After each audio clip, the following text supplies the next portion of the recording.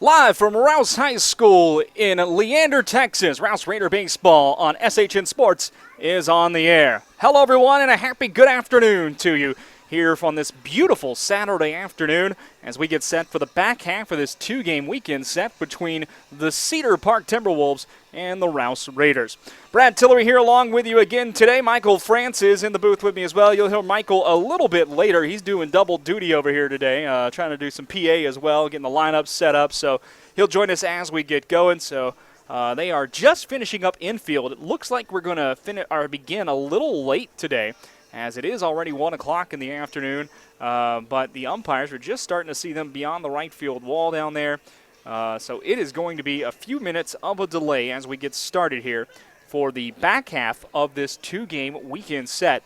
It was Rouse taking Game 1 last night by a final count of 4-0. And the story of the game last night, Hayden Thomas, the starting pitcher for the Rouse Raiders, he went 7 innings, an entire complete game for him, gave up just one infield single.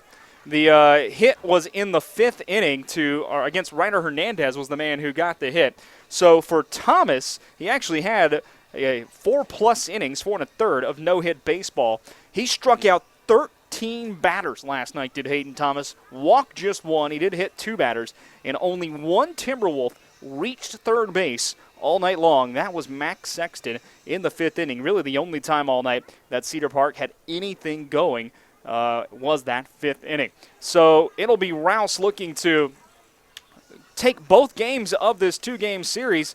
And here's the standings after last night's play. First of all, let's give you the scores from around the district last night, District 19 5A. Georgetown on top of Bastrop. That count was an 8-2 final there as the Eagles pick up a win to stay undefeated in district play. Elgin a 5-3 winner over Connolly, and Cedar Creek beat Eastview by a count of 3-2. So your updated standings look like this. Georgetown leading the way with a record of 5-0 in district play. Second place, due to how many games have been played, is actually still Cedar Park at 4-1. Rouse is next up at 3-0. Elgin 3-2, so is Cedar Creek at that same mark. Right at the 500 spot is Hutto. The Hippos 2-2 so far. Connolly 0-3, and Eastview and Bastrop both 0-5 after play last night. We'll run you down the lineups here as we continue to count down the first pitch. Again, a delay to start the game today. Not really sure what's causing it, but we are not going to be starting directly on time this afternoon as we get going. So your lineups look like this. First for the Cedar Park Timberwolves, who come in with a record of 10-6. They're 4-1 in district play so far. The Timberwolves will lead it off with the center fielder Carson Cater. Batting second, the right fielder Austin Hewitt. In a 3-hole for the Timberwolves, the first baseman Ryan Fiala. The cleanup man, the shortstop Evan Sparks. Batting fifth, third baseman Nathan Pish. The 6th spot, the designated hitter today is Max Sexton. Batting seventh, the left fielder Nate Alarcon. Batting eighth, the second baseman Brooks Raby. And in the 9th spot, the catcher Gabe Alvarez. Starting pitcher today for the Timberwolves is Travis Henry. Here's what the lineup looks like now for the homestanding Rouse Raiders. It'll be the leadoff man, second baseman Nick Hempel to get things started for Rouse today. Batting second, the shortstop Robbie Ramos. In the 3 spot, the right fielder Dalton Porter. Cleaning up, the catcher Cody Vanoy. Batting fifth, designated hitter John Dominguez. In the 6th spot, the left fielder Cody Kelch. Batting seventh, he's on the mound today, Jared Southard. Played first base last night, moving over to the hill today. Batting eighth, the center fielder Hayden Thomas. That was the aforementioned pitching hero last night, playing out and roaming the grounds in center today. And in the 9th spot, the third baseman Caleb Diaz. Starting pitcher, as already mentioned, will be Jared Southard. And by the way, the man that was not on the lineup as far as batting goes, but will be playing first base today for Rouse, Lance Little, as he will be the designated player in the field as the designated hitter John Dominguez takes his spot in the lineup. The wind blowing straight away out today, so a 180-degree difference from last night where the wind was blowing straight in. So whereas the strategy might change a little bit. In fact, talking with the coaches over for Rouse before the game, comment was we'd like to see a few get in the air today. We have some guys with some pop, and with the wind at the back today, blowing out at a steady 10, 15 miles an hour, there's opportunities to put balls in the gap and maybe even out of here completely. And for Cedar Park, a team really not known for the long ball as much. Ryan Fiala's got some pop, but a team more of a line drive, ground ball hitting team. So for Rouse, this might play into their hands. And it's a pretty big yard here in Leander as well. A lot of space to roam out in the outfield and for balls to find gaps and get all the way out to the fence. They are finishing up the cleanup of the infield after both teams took their ground ball warm-ups, rather. Umpires moseying their way on down from the right field gate as they head this way. It is, I don't know, about 78 degrees according to the old cell phone right now. That is the temperature here in Leander today. We are just off Crystal Falls Road on 183 in Crystal Falls, rather, where Rouse High School is. This is my first time out here. Really, really nice facility here for high school baseball and actually the overall sports facility. Really well done from what I could see coming out here. Rouse today is going to wear the all-home white uniforms. They have, looks like gold lettering across the chest and on the back, trimmed out in red. They got the white ball caps, the gold bills, and the white shoes, it looks like, for several of the players over there on the Rouse sideline. You don't see the white shoes too often unless you're watching an Oakland baseball game. Funny thing about Oakland and the white shoes, that actually runs all the way through the entire system. So even their minor league teams, if you see a team on the minor leagues wearing white shoes, you can bet your bottom dollar that is an Oakland Athletics affiliate.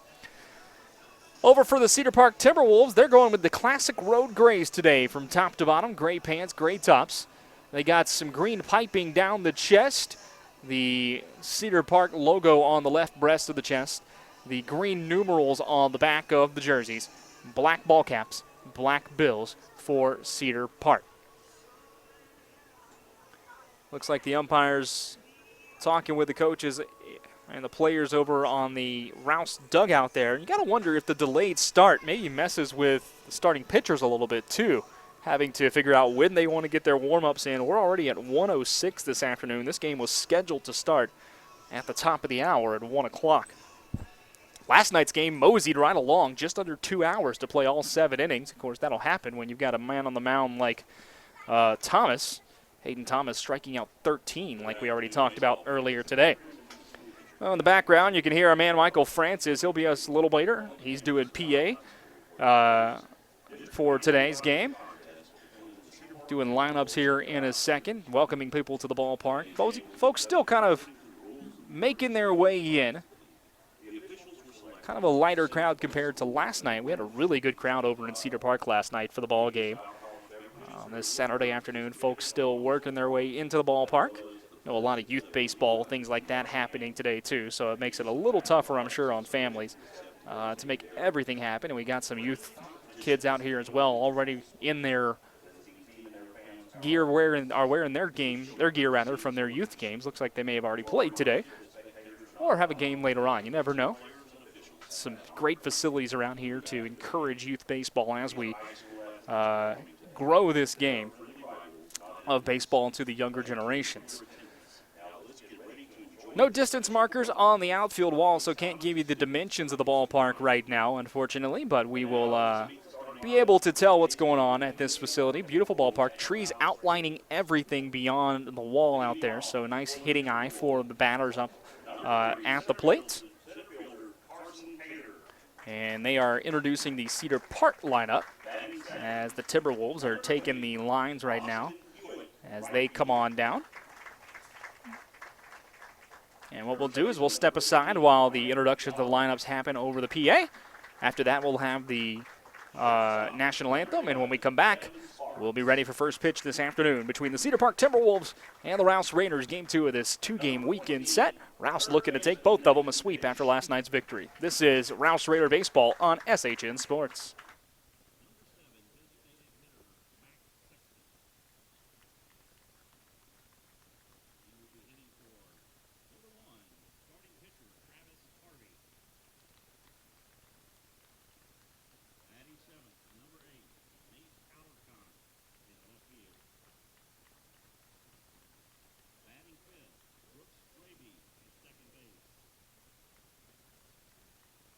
Rounding out the order, number 21,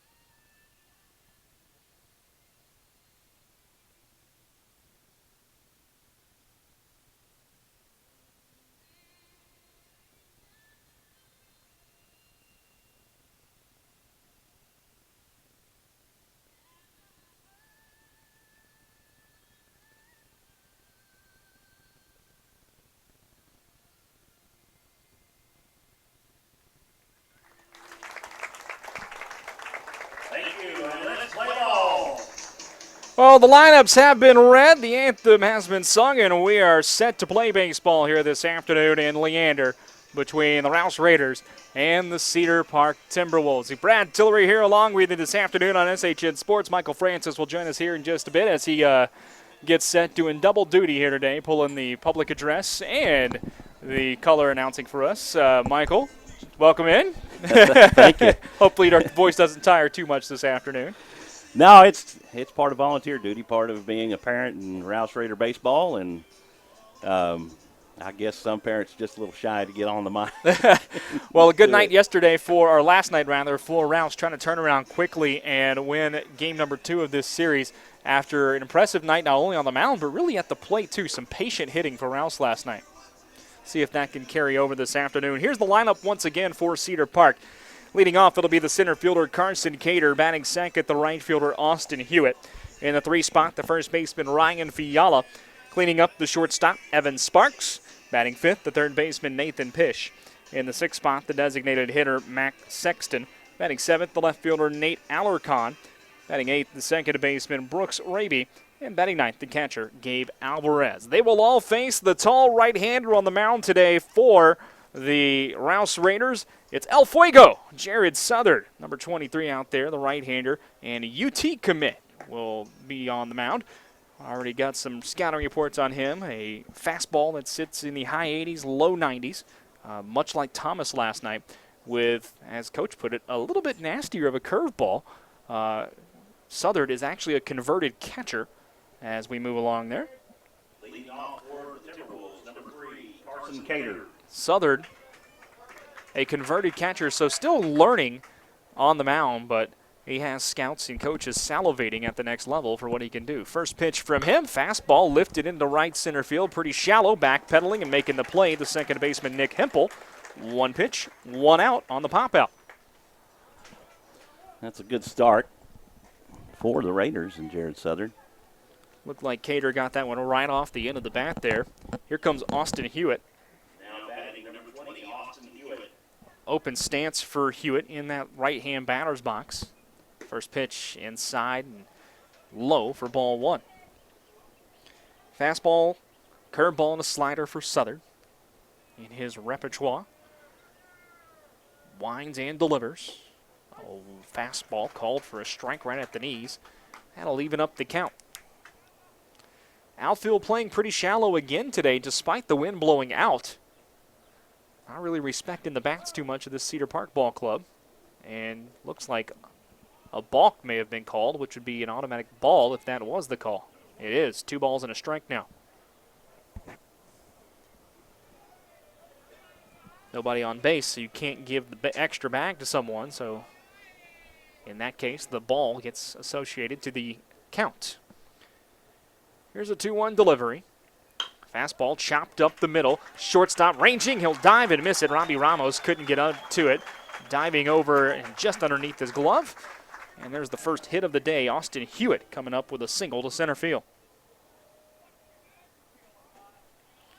First baseman Ryan Fiala due up next. Left-handed hitter. Really, Fiala is the bat that, if you're looking for a power hitter, the one that you might want to fear here for Cedar Park. Slightly open stance for Fiala. Takes the bat low through the zone. 2-step lead for the runner at first, and that's fouled off down the left side for strike 1. Austin Hewitt stands over at first base for Cedar Park. Outfield stepping back a few steps against Fiala here. Infielders in the middle infield pitching towards the bag just a bit at second, looking for the double play ball. From the stretch, Southern worked for the first time today. Fastball popped up into center field, coming in over towards left center now. Hayden Thomas, he'll put it away for the second out of the inning.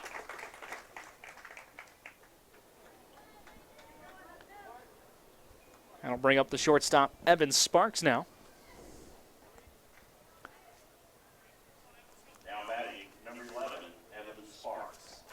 Sparks last night, 0 for 3 at the plate. He struck out once. He did reach on an error in the 7th. Southern delivers. Fastball popped out of play. There's strike one, and already today you can see that Cedar Park's making better contact than they did last night for most of the game against Hayden Thomas. Seem to be seeing the ball a little better today. Right arm dangles as now Southern comes set. Runner goes. There's a breaking ball, and it will hit Sparks in the head. Bouncing off the helmet, and that'll put 2 runners on now as Austin Hewitt was taken off with a stolen base. Instead, it's a hit by pitch.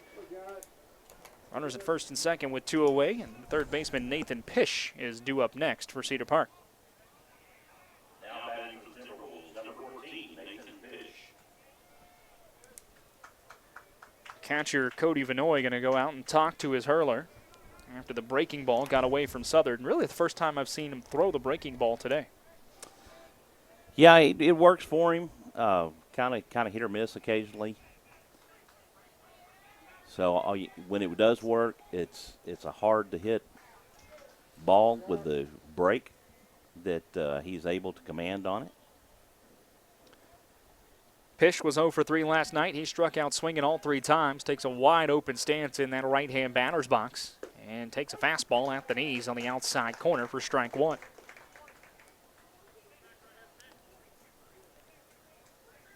Outfield shading the other way. And again, playing shallow. Shortstop Ramos trying to let the runner know he's there. Here's the 0-1, swing and a miss on a fastball. Pish was way late on that one, and it's quickly 0-2.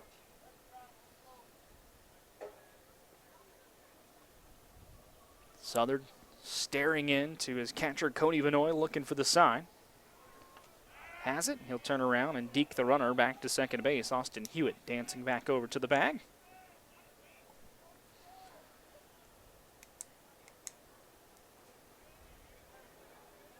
Now he'll come home with an 0-2. Fastball popped up in the infield, and that one will get out of play, I do believe. And yep, it's in the stands. Count will stay 0-2. Vanoy gave it chase. Not a whole lot of foul ground here behind the plate, though, to keep one in play. Not as much as there was at Cedar Park last night.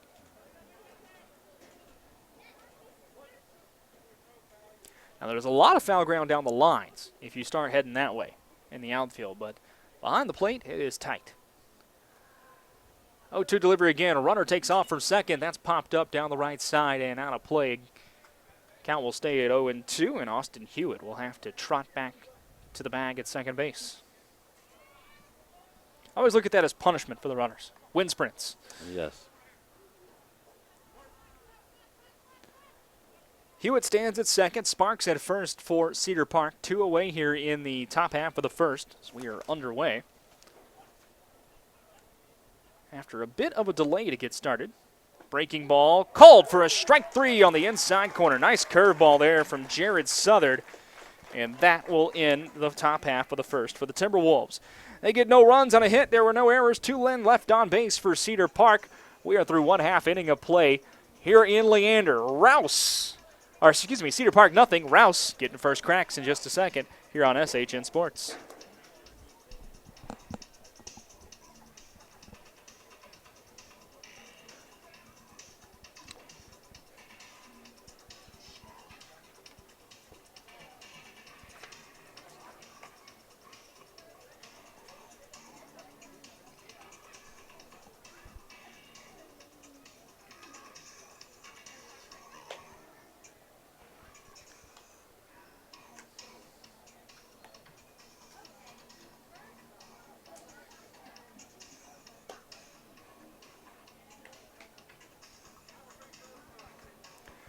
To the bottom half of the first we go here in Leander as the Rouse Raiders are able to work out around 2 base runners in the first. Austin Hewitt with a single. Evan Sparks was hit by a pitch, but Jared Southard gets Nathan Pish to strike out looking. And the Raiders will get first cracks at the plate. Here's the lineup for the Raiders once again. Second baseman Nick Hempel will lead off. Batting second, the shortstop Robbie Ramos. In the 3-hole, the right fielder Dalton Porter. The catcher cleaning up is Cody Vanoy. Batting fifth, the designated hitter John Dominguez. Batting sixth, the left fielder Cody Kelch. In the 7th spot, the pitcher Jared Southard. Batting eighth, the center fielder Hayden Thomas. And batting ninth, the third baseman Caleb Diaz. They will all face the left-handed hurler on the mound wearing number 1. It is Travis Henry out there doing the work today for Cedar Park. I didn't set the defensive lineup for Rouse. I'll do that in the top half of the second when they're back out there. Here's the defensive setup, though, for Cedar Park. From left to right in the outfield, it is Nate Alarcon, Carson Cater, and Austin Hewitt. Playing third base, Nathan Pish. At shortstop, Evan Sparks. Playing second base, Brooks Raby. And at first, Ryan Fiala. Behind the plate today for the Timberwolves is Gabe Alvarez. Here's Ryan Hempel to lead it off. Nick Hempel, I apologize, to lead it off. A big thanks to Nick. He actually loaned us his USB cable today. That is a called strike at the knees for strike one. Hempel 0 for 1 last night, but a productive 0 for 1. He had 4 plate appearances, drew 3 walks, and scored 3 of the 4 Raider runs. The delivery, a fastball called for a strike, and it is 0-2 to Nick Hempel, the Western Texas commit. Outfield shading Hempel just slightly the opposite way. Infield straight away against him. Left-hander Harvey kicks and fires, grounded to the left side. Third baseman Pish picks it up on a couple of hops, throws across the diamond. It's in plenty of time. 5-3 on that put-out, and there's 1 away. Pish was playing in at the grass there, and a relatively simple 5-3 put-out. Now batting for your Rouse Raiders, number 11, Robbie Ramos. Robbie Ramos due up here now for Rouse. Ramos hitting that 2-hole again for the second straight night. He was 2 for 4 last night. A couple of singles and a couple of strikeouts. The pitch, and Harvey delivers one just off the plate for ball 1. Pish over at third, playing in a step or two in front of the bag again.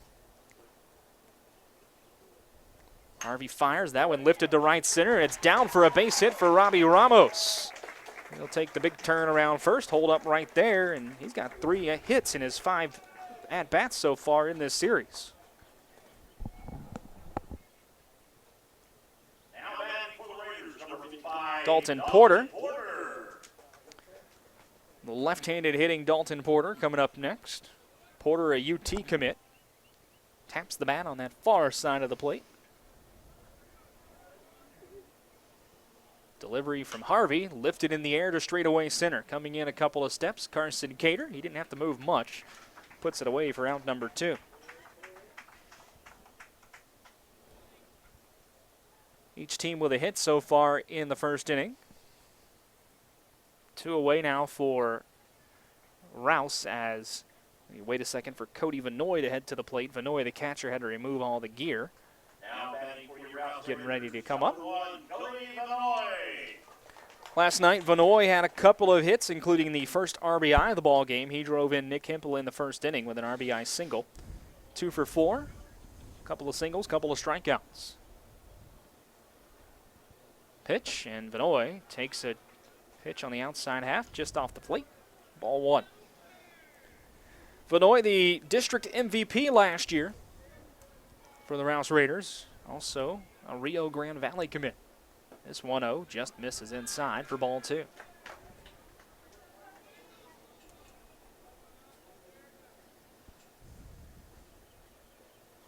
Big gap at right center to Vanoy to work with if he wants it.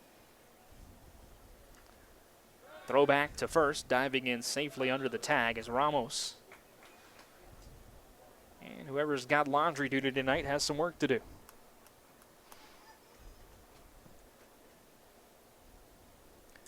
2-0. Grounded right at the second baseman, Raby. He'll throw to second base, take the easy out there on the fielder's choice. That goes for 6, and that will end the first inning of play.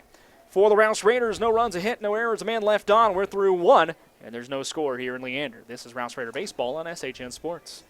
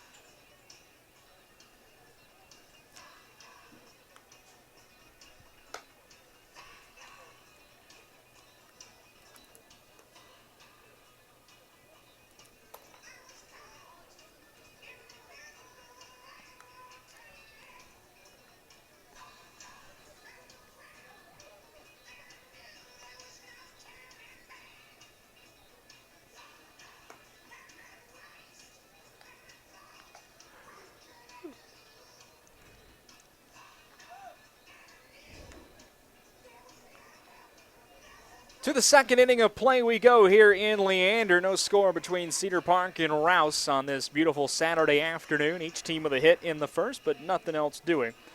It'll be the 6, 7, 8 hitters due up for Cedar Park. Max Sexton to lead it off, the designated hitter. Sexton 0 for 2 last night. He did draw a walk in his 3 plate appearances. Never got one out of the infield. Open stance for Sexton in the right side. Takes a fastball right on the corner. And there is strike 1 delivered from Jared Southard.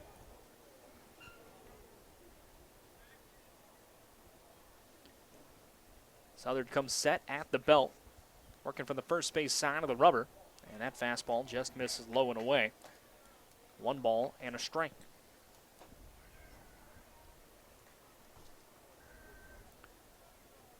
Winding delivery again. Swing and a miss at the breaking ball. 1 ball, 2 strikes now to the batter, Max Sexton.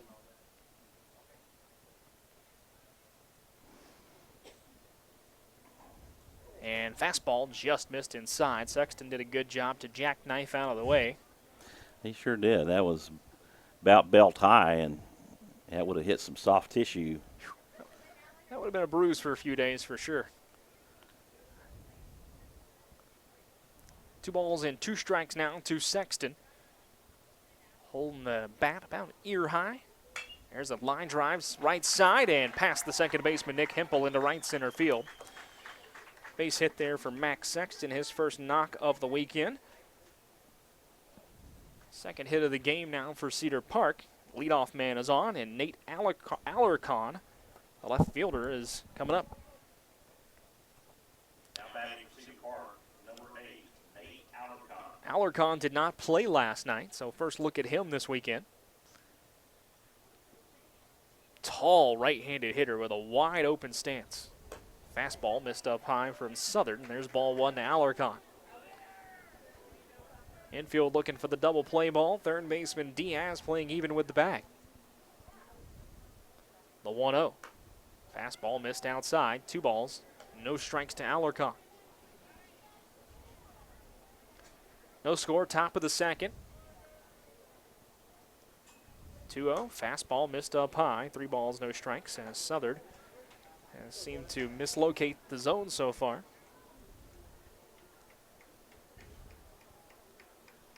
The pitch, and it's a 4-pitch walk to Alarcon.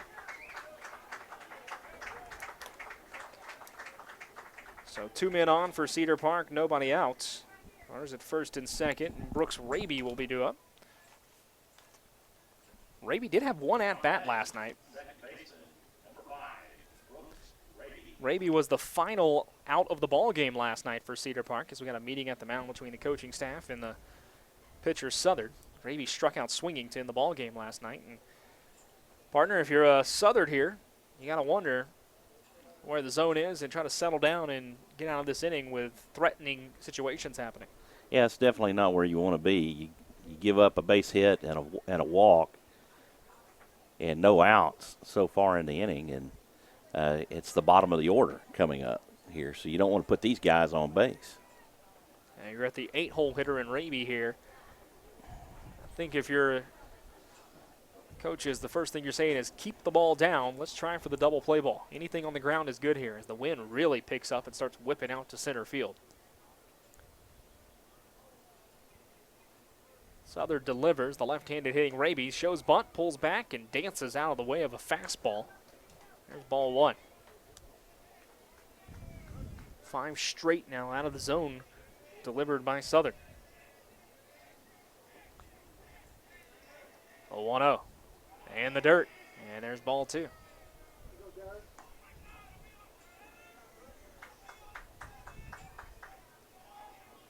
You can hear the Cedar Park dugout chanting 7 over there as Southern has delivered 6 straight out of the zone, trying to get into the head of the hurler. And there's ball 7 in a row up high. 3 balls, no strikes. Looks like we got some activity going in the Raider bullpen. John Dominguez starting to get loose. 3-0, bunch shown, and there's ball 4. Back-to-back 4-pitch walks. 8 straight now, delivered out of the strike zone. And the bases are loaded with nobody out for Cedar Park here in the second. A big spot early in the game as Brooks Raby, the 9-hole hitter, will come to the plate. Excuse me. Now batting for Cedar Park, number 21, Gabe Alvarez. I apologize. Alvarez will come to the plate. I had my scorecard wrong. It's been known to happen. Gabe Alvarez coming to the plate. Alvarez last night, 0 for 2. Struck out looking and grounded out to short. Time has been called. And Cedar Park coach seems to be rather demonstrative in his conversation with the umpire. I'm not sure if he's... I think he believes that the move to home from Jared Southard might be a balk. Either that... Oh, no. I think I see what's happening, actually. I think the umpire may have warned him about some of the chanting happening in the Cedar Park dugout. If I caught what the coach just said to the umpire correctly, that's what's happening. So, bases loaded here, back to the situation, and there's strike one on the inside half. They can chant, they just can't chant at the pitcher. So typically they design their chants to be around their base runners and batters. Well, there's strike two, and you got to wonder if because they were chanting 888, 777 for the amount of balls thrown directly, if the umpire interpreted it that way as chanting at the pitcher. 0-2 count here with the bases loaded to Alvarez.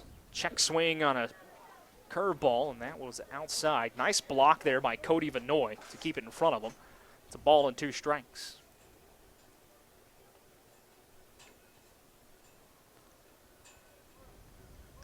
One-two delivery in the dirt. There's ball 2.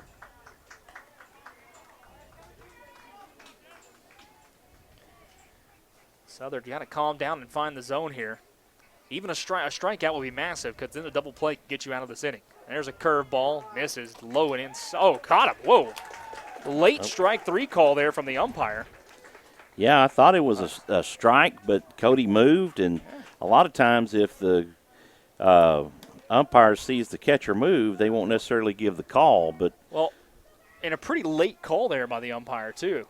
But second strikeout now for Southern. Both of them looking on inside curveballs. Now batting number 3, Carson Cater. It's one away, and now the double play ball can get you out of this inning. Here's Cater, the leadoff man, and he takes a fastball high and outside. Cater popped out to the second baseman, Nick Hempel, on the first pitch of the game. And this would be monumental if Southern could get Cater to hit into a double play and get out of this inning without giving up a run with bases loaded. Well, he's in a hole here, down 2-0 in the count to Carson Cater. Sexton at third, Alarcon at second, Raby at first for Cedar Park, and there's a fastball inside low. 3 balls, no strikes to Cater, and I don't think Cater's swinging at the next 2 pitches no matter what.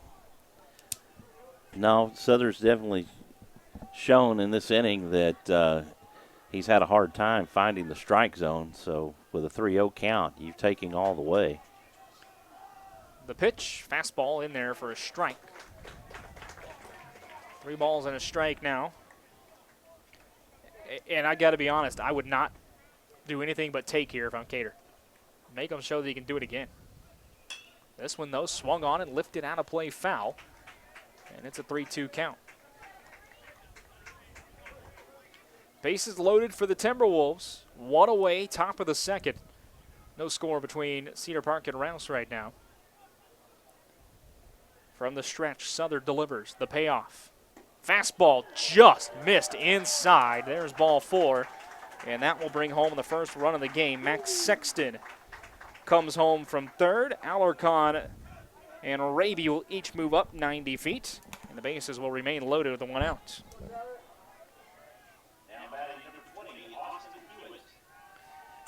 Credit Cater with the RBI on the walk. Austin Hewitt to the plate now. And he takes a fastball up around the eyes for ball 1.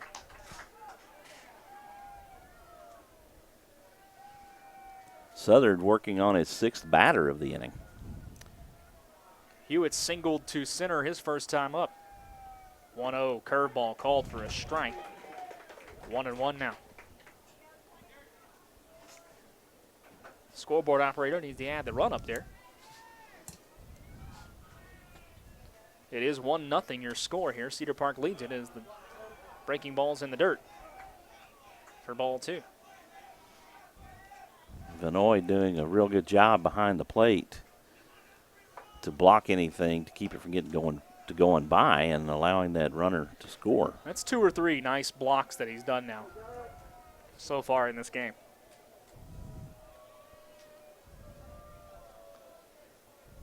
Southern fires a 2-1.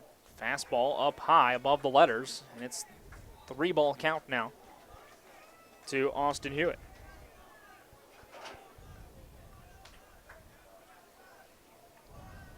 The pitch outside and low in the dirt. There's ball 4, and there's another run for Cedar Park. Back-to-back walks drawn. That is the 4th walk of the inning issued by Southern, and that might do it for him here this afternoon. Very, very quickly. Credit Hewitt with the RBI. 2-0 your score now. Cedar Park with the lead. And that is it. Southern's day is done. John Dominguez comes on in relief. Yeah, you had to go get him, unfortunately, for Southern, who just did not have his stuff today. Couldn't find the zone on a consistent basis. And Dominguez will come on and be the new hurler for the Rouse Raiders. Dominguez, the designated hitter today. He's a Stephen F. Austin commit. He is the right-hander. And he will go ahead and get loose. He's been loosening up over in the bullpen for the last few minutes. For Southern today, he will officially go an inning and a third. He gave up 2 hits, did Southern. He walked 4. He hit a batter as well. Did not throw a wild pitch. He struck out 2. And the runs and unearned runs, runs and earned runs, we'll wait to see because every batter on the base paths is his responsibility. Top of the second, Cedar Park leads Rouse by a score of 2-0. Max Sexton led the inning off with a single to right center. Nate Alarcon and Brooks Raby followed up with walks to load the bases with nobody out. Gabe Alvarez struck out looking, and then Carson Cater and Austin Hewitt both drew bases loaded walks to bring home both runs. Jared Southern has re-entered the game at first base, replacing Lance Little. So we'll make that change over here.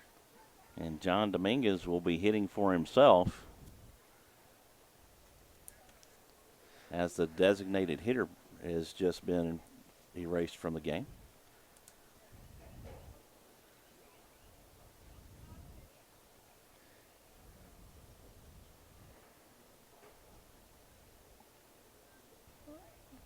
We are fixing the old scorecard over here now. High school baseball has some interesting rules. Now granted, losing the DH would be a situation either way. But the re-entries and things like that can make the game pretty interesting and a little tricky to keep up with. Here's Ryan Fiala. Fiala flew out to center field his first time up. Bases are loaded, and the first pitch from Dominguez is fouled off the left side. Strike 1 to Fiala. Standing at third, Brooks Raby. At second, Carson Cater. At first, Austin Hewitt for the Cedar Park Timberwolves. Dominguez with the delivery on the 0-1. There's a breaking ball called for a strike on the outer half, and it's quickly 0-2.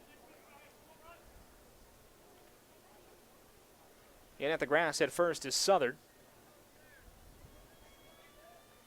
0-2 pitch. Fastball fouled off right behind the plate.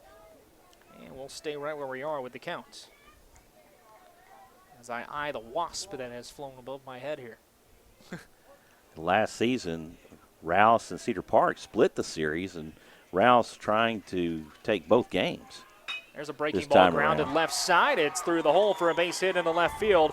Everybody moves up 90 feet as Brooks Raby will come home to score.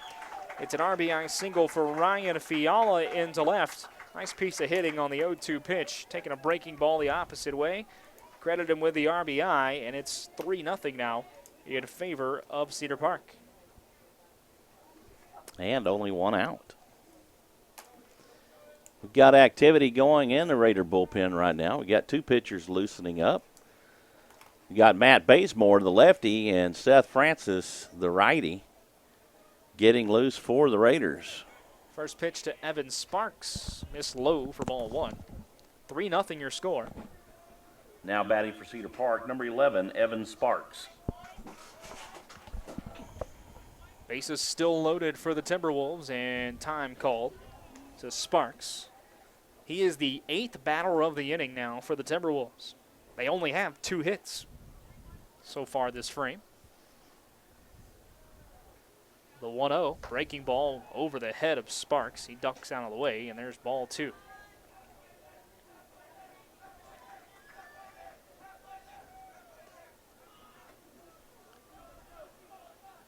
Looking over the glove, Dominguez from the windup. That fastball in the dirt. But about 55 of the requisite 60 feet 6 inches. And it's a 3-0 count now to Evan Sparks. Sparks was hit by a pitch his first time up. So a struggle on the mound here in the second inning for Rouse. 3-0. There's one at the knees, called for a strike. So far, 4 batters have drawn walks in this inning for Cedar Park. A couple of singles sandwiched in there as well. Here's a 3-1 pitch. Lifted in the air, straightaway center right at Hayden Thomas. He'll make the play. Tagging at third, coming home, Carson Cater, and he will score standing up. Throw was cut off by the hurler Dominguez. Sacrifice fly there for Evan Sparks, and it's 4-0 in favor of the Timberwolves. RBI for Sparks. Now batting, number 14, Nathan Pish. Nathan Pish due up now for Cedar Park. Runners at first and second. Pish, the 9th batter of the inning. Pish struck out looking his first time. He has struck out all 4 times so far in this series. And time called there. Ball thrown in the dirt, and looks like Cody Vanoy blocking the baseball. Kind of tweaked his ankle. Tweaked something, yeah. Come up, walking it off.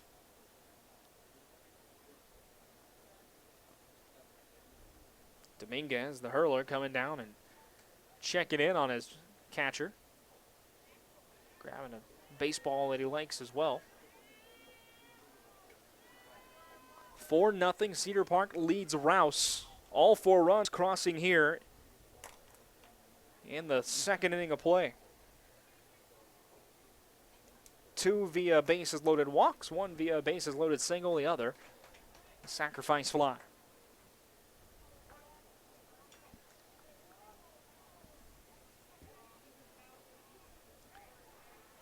1-0 pitch to Pish.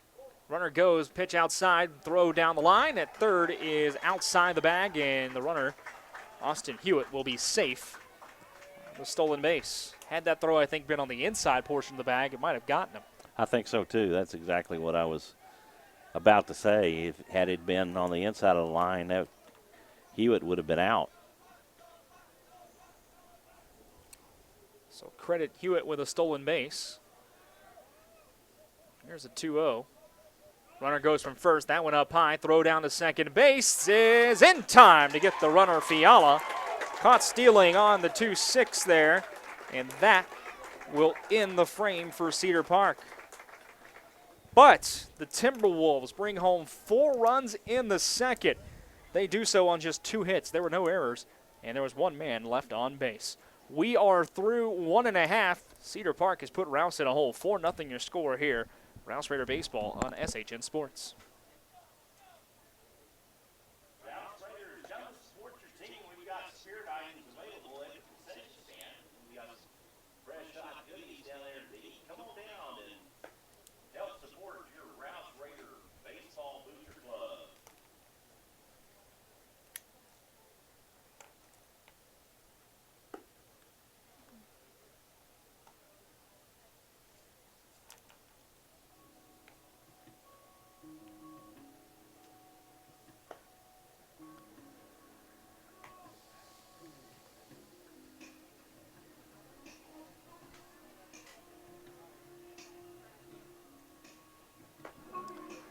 To the bottom half of the second here in Leander, with the Rouse Raiders finding themselves in a 4-0 hole. Cedar Park scratching across 4 runs in the top half of the frame.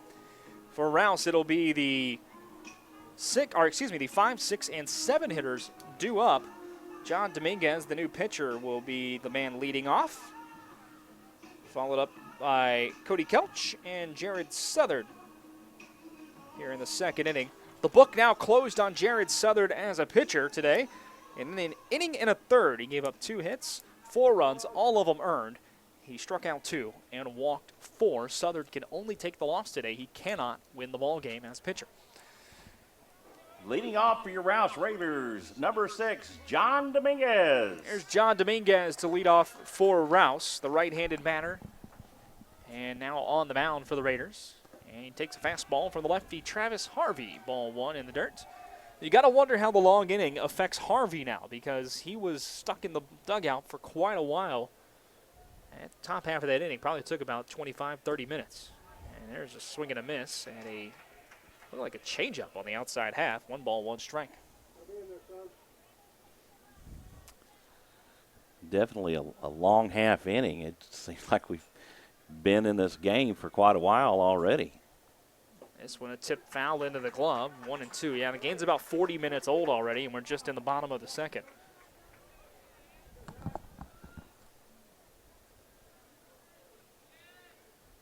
Holding the ball behind his back, Travis Harvey, as he looks in for the sign, shakes off the first one, nods yes at the second, takes a deep breath, looks over the black glove, wobbles the elbow a couple of times. He gets the grip and the pitch. Breaking ball lined up the middle. There's a base hit for John Dominguez. Second knock of the game for the Rouse Raiders.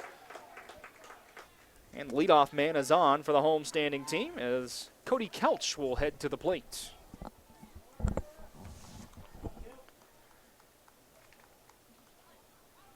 Now batting for your Rouse Raiders, number 14, Cody Kelch. Kelch was 0 for 3 last night. Ground out, strikeout, and a flyout at the plate for him.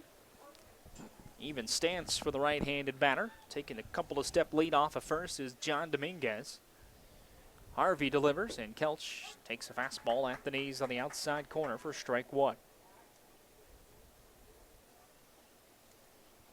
Definitely what Rouse needed right there for John to get things started off. I'll give you the courtesy runner. Throw back to here first. In just a second. I believe that is Patrick Sosa, number 4, courtesy running for the pitcher. So Sosa is the runner.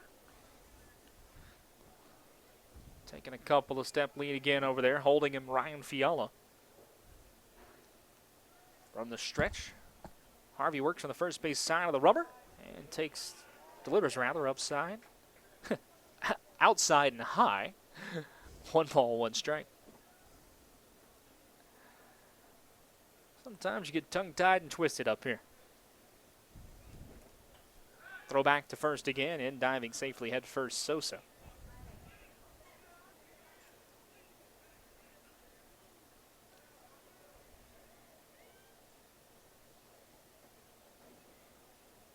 The 1-1.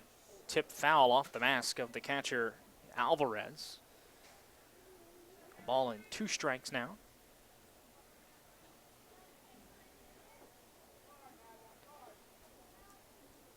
These two teams battling at the top of the standings, or near the top of the standings, for District 19 5A.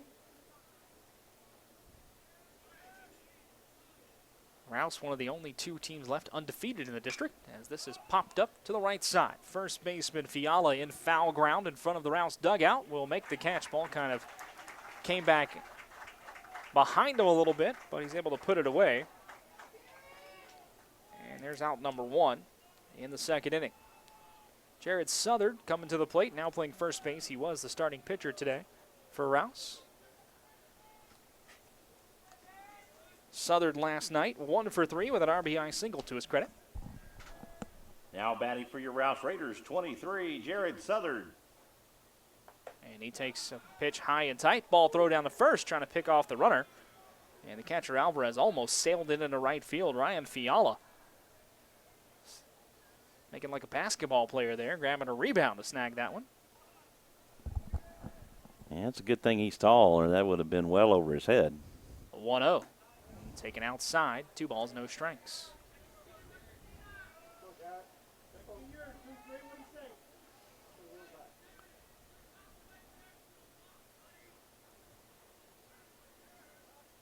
Rouse back in action on Tuesday. That fastball misses outside, and they got the runner caught between bags. Sosa in a pickle.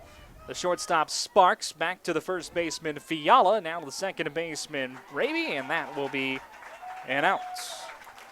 So the caught stealing, let me see if I got this right.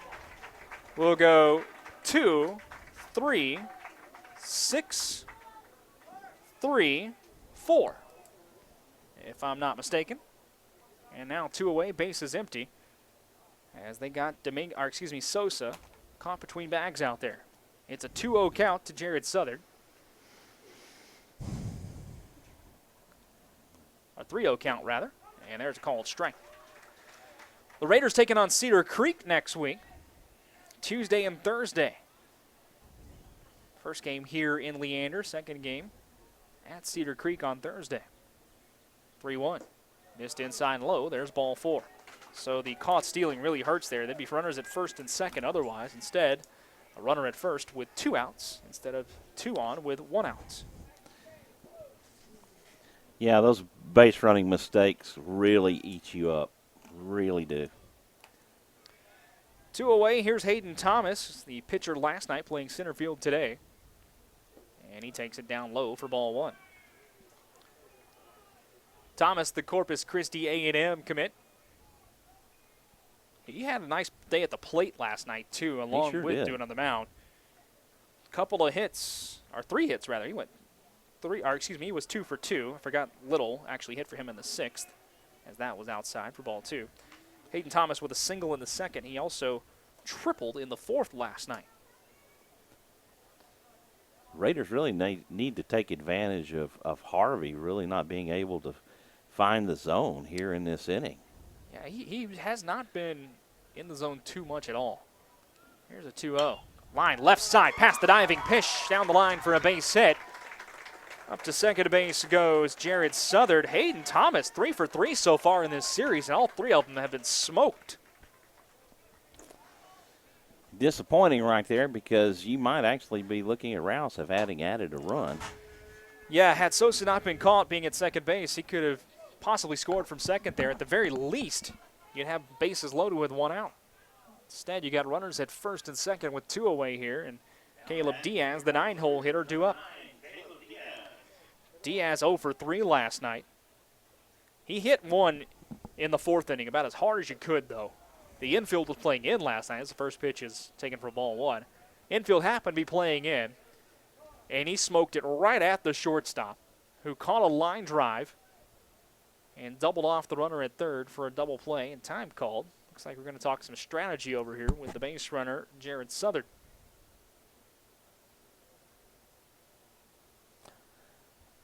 I would say by Coach Crimpine's expression, something's not happy right there. It's something he didn't like out there. Something he didn't like seeing was Southern may have missed a sign. These are 2 really good baseball teams now. Cedar Park came in to last night's game with a 7-game win streak. That, of course, snapped with Rouse's 4-0 victory. Rouse 10-1-1 in their last 12. Here's a 1-0 to Caleb Diaz. Fastball fouled off the right side. He didn't miss it by much, just a smidge late. 1 ball, 1 strike. 4 runs, 3 hits, no errors so far for the Cedar Park Timberwolves. No runs, 3 hits, no errors for Rouse. Bottom half of the 2nd inning. A long 2nd inning. It really has been a very long 2nd inning.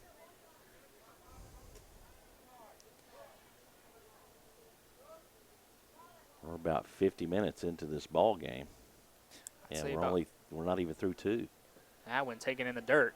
2 balls and a strike. I'd say 35 or 37 of those 50 have been for this inning. Yeah.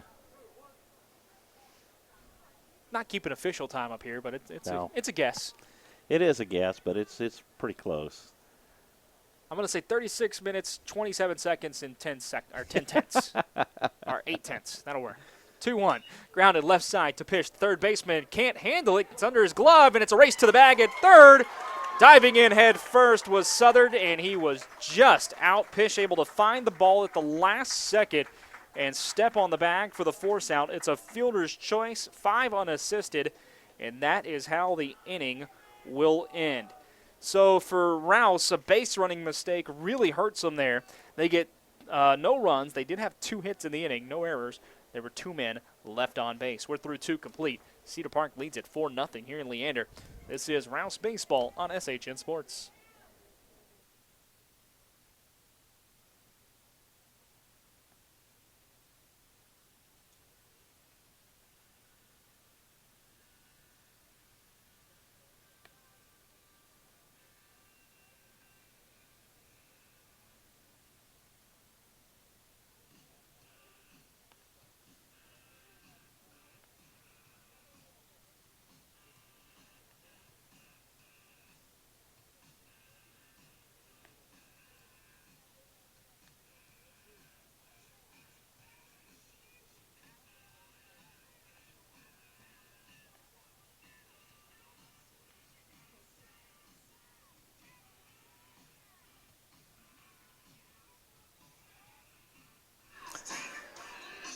For nothing your score as we head to the 3rd inning of play. Cedar Park sent 8 to the plate last inning, and it will be Nathan Pish to lead it off. He was in the batter's box when the 2nd inning ended.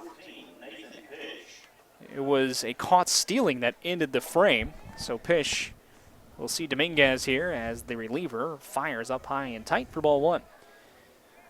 Unfortunately, folks, you were stuck with my beloved voice for the, or I say beloved, but that's probably just to my wife and my dog for the play-by-play all day. Michael is doing double duty as that is popped up into center field. Hayden Thomas camps under it. He'll make the play, and there's 1 away. Pish now 0 for 2 in the ball game. Mr. Francis over here, he's pulling double duty today, so he's going to continue on with color, and we'll get him on play-by-play. Next time we're definitely on a road game, and hopefully we can get some folks to come up here and do some PA at home for him, so that way he can get back over here where he belongs, doing play-by-play with us. That's what I say. Here is Max Sexton, the designated hitter. He's 1 for 1. He singled and scored his first time. Sexton fouls it off into the screen, and there is strike 1. Each team with 3 hits, but it has been Cedar Park taking advantage of the base runners so far. Each team has had base runners in every inning, but Cedar Park drawing 4 walks in the 2nd inning off of Jared Southard, and they cashed all 4 of those walks in for runs. Bazemore and Francis getting loose again in the Raider bullpen. There's an 0-1 taken up high, 1 ball, 1 strike. Sounds like that last name's familiar to you. That one is really familiar to me. If you're not aware, Francis out there warming up, the son of the man on my left over here, Michael Francis. 1-1, line right back through the box. There's a base hit. Max Sexton 2 for 2. A couple of clean singles for him. And a 1 on, 1 out situation with Nate Alarcon coming to the plate. Alarcon walked and scored in the 2nd. Now batting for the Timberwolves, number 8, Nate Alarcon.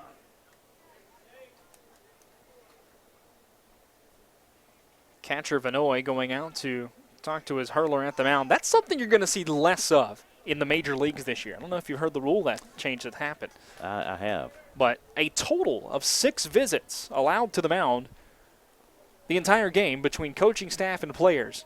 So we should speed up the game a little bit, which I will be looking more than forward to, especially during the playoffs when coaches and players decide to call every pitch. This one down low, ball 1.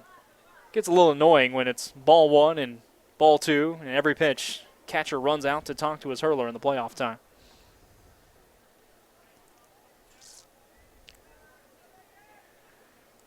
Sometimes the pitcher needs that, but a lot of times pitchers don't really like that.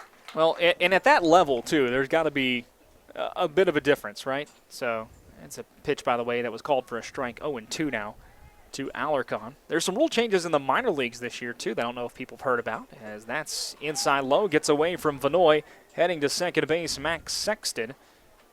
And that will be A wild pitch. a wild pitch. The minor leagues have actually gone to a new rule this year where if you are tied after 10, they're going to place a runner at second base. So that's in Little League. That's what we call the California tiebreaker. But what they'll do, they'll put a runner at second base with 2 outs. Yep. Oh, they're going to put a runner at second with nobody out in the minors. Idea, I think, more or less, is not so much to speed up the game in the minor leagues, because I don't ever see this really happening in the majors, but it's to save the arms. Really helps save, because the minor leagues are all about development. 2-1, lifted in the air, right field, floating to his right about 3 steps is Dalton Porter. He'll make the catch, and there's 2 away. Ball was hit well by Alarcon, but he just hit it to the wrong spot.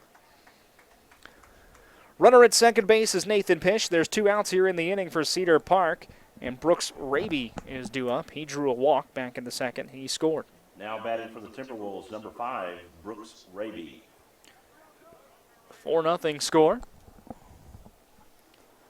Dominguez has come in and really settled this ball game down for Rouse. From the stretch, he kicks and delivers.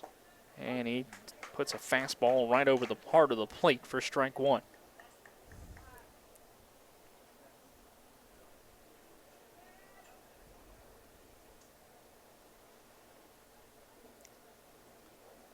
Oh, 1 pitch, breaking ball, misses low and outside, just off the plate. 1 ball, 1 strike. Seth Francis, only one loosening in the bullpen now. That could be that Bazemore feels he's ready to go.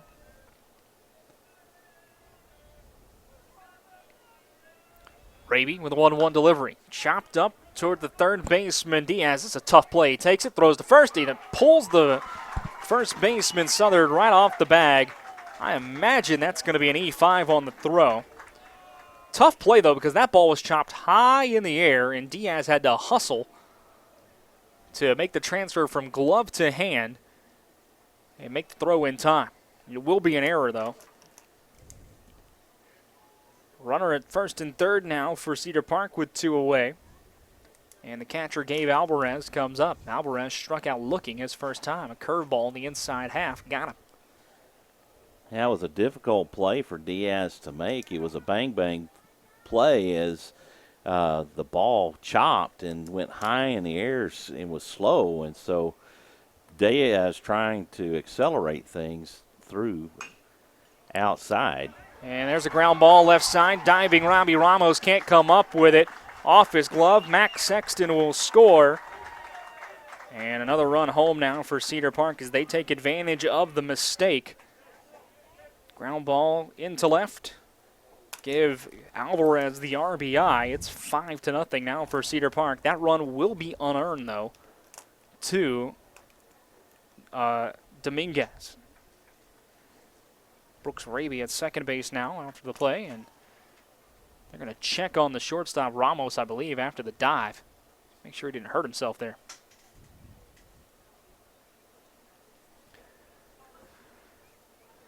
Cedar Park bouncing back today after really taking it on the chin last night at home. 4-0 loss to Rouse.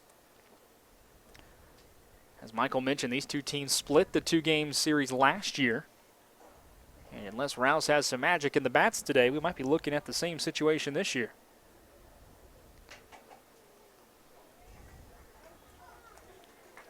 Both of these teams still yet to play Georgetown, the only other undefeated team, along with Rouse, in the district. And I think it's really a 3-team race when you stop and look at the teams in this district and who you can favor to win it. Rouse, Georgetown, and Cedar Park are the teams that we're really going to want to focus on. Number 3, Carson Cater. 5-0 now. Cedar Park leads it. Here's Carson Cater, top half of the third, with runners at first and second, 2 away. Lifted in the air, straightaway center, coming in hard. Thomas, he'll dive. It's past him. That ball's going to roll all the way to the wall. A run home now coming around third. Alvarez, he's going to score. Up to third base goes Carson Cater. He's in standing up. It's a 2-run triple, and it's now 7-0. Maybe an ill-advised dive there by Hayden Thomas. You like the effort, But let that ball fall, stay in front of you. At worst, 1 run is home. Maybe no one. Instead, not making the grab, 2 runs come home. Another runner gets to third. 3 RBIs on the day for Cedar now. Now batting, number 20, Austin Hewitt. Here's Austin Hewitt. He's 1 for 1 with a walk and a base hit. And that one's taken up high on the eyes for ball 1. Hewitt got a single in the first. He walked in the second. 3rd time at the plate for him. And there's ball 1. Time now called. Coach Crimpine calls time. He's got Matt Bazemore on the edge of the dugout. Kind of unfortunate for Dominguez here because the error, and it was a tough play for Diaz for sure, but the error would have ended the inning. Instead, a couple of runs home now, 3 home in the inning, and that will be it for Dominguez. We'll see how the defensive replacements go. Actually, it shouldn't be any since the designated hitter has been lost. He's probably just done for the day. Now pitching for the Raiders, number 18, Matthew Bazemore. So Bazemore will come in to pitch.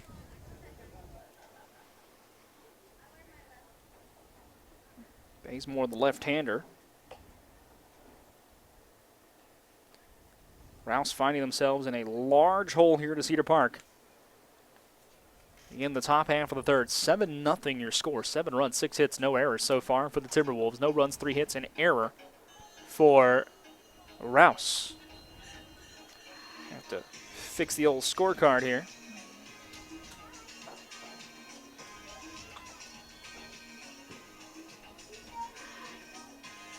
As Bazemore will take Dominguez's spot in the lineup.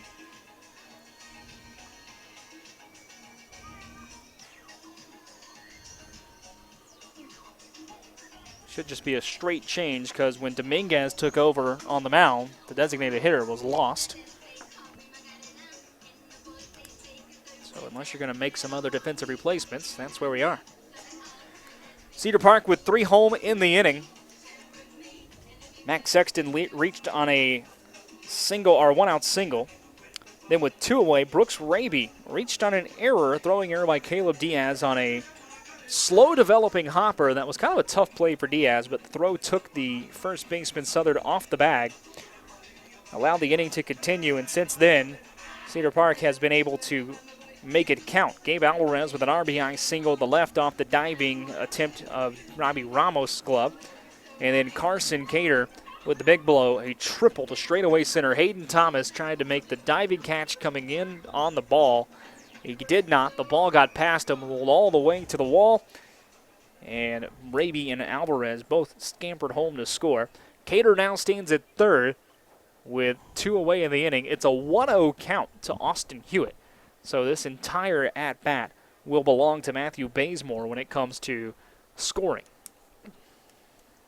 Now batting for the Timberwolves, number 20, Austin Hewitt.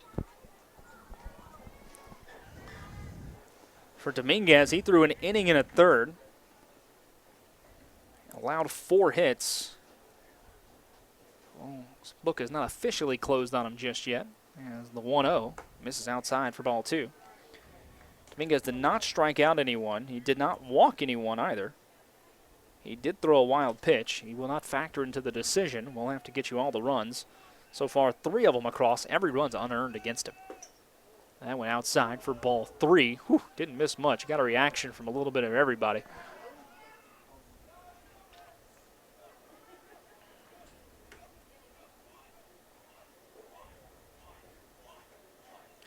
The pitch in the dirt. There's ball 4 as Bazemore comes in and walks the first man he sees. He inherited a 1-0 count and throws 3 straight out of the zone.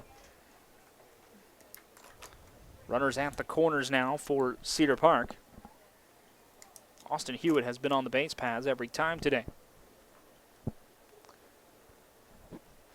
Left-handed hitting Ryan Fiala.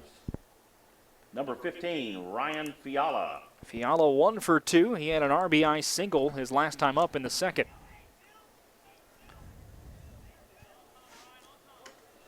Slightly open stance for Fiala. He takes the bat low through the zone.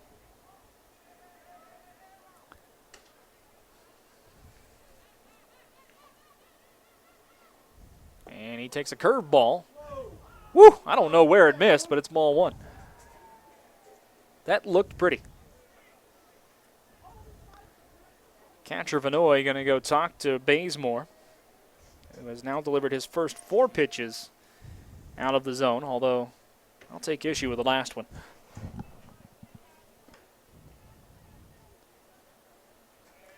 Got some activity over in the Cedar Park bullpen. And I can't tell if it I might think be that's- Harvey just I think that's Harvey just trying to stay loose. Stay loose. A couple of back-to-back long innings Lefty. for him to have to sit over there.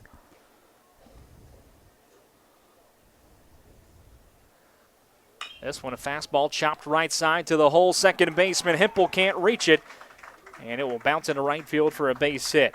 Carson Cater will trot on home from third. The RBI single for Fiala, his second of the game, and it is now 8-0 Cedar Park. Austin Hewitt heads up to second base on the single. And Cedar Park will now bat around here in the inning. Evan Sparks, the 9th batter, to the plate. Now batting for the Timberwolves, number 11, Evan Sparks. Sparks has yet to have an official at-bat today. Hit by a pitch in the first and a sacrifice fly in the second. Sacrifice fly drove in a run, so he does have an RBI to his credit. Runners at first and second, 2 away. Grounded left side foul for strike 1. Book now closed, by the way, on Dominguez. He did give up 4 runs today, but none of them are earned. No runs in this inning will be earned at any point. It's like another pitcher getting loose, Peyton Driggers, in the Raider bullpen. The pitch. Sparks fouls it off the end of the bat. 0-2 now, as Bazemore is ahead in the count.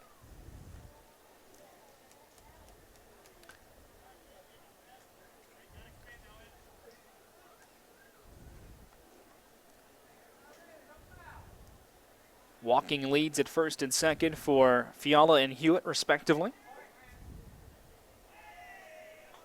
Sparks, the cleanup man in the order, but the 9th batter here in the inning. Takes a curveball just high and away. 1 ball, 2 strikes. Bazemore, the hurler, looks at his dugout and kind of shrugged his shoulders, not understanding where that ball missed.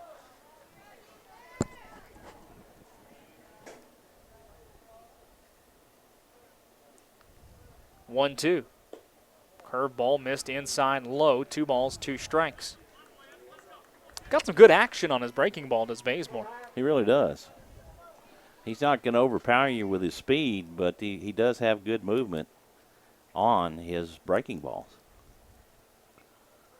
Comes set, chest high. Fastball lifted right center field. Could be trouble. Center fielder Thomas heading over for it. He'll make a diving attempt. It's off the end of his glove. A run home. Here comes around third, Austin Hewitt. He's going to score. That was Fiala scoring behind him. Hewitt scored first. 2-run double off the glove of Hayden Thomas, making a diving attempt out right center. Second time he's made a diving attempt today, has not been able to come up with either ball, and it is 10-0 in favor of the Timberwolves. 3 RBIs in the game now for Sparks. Raider pitching definitely struggling today.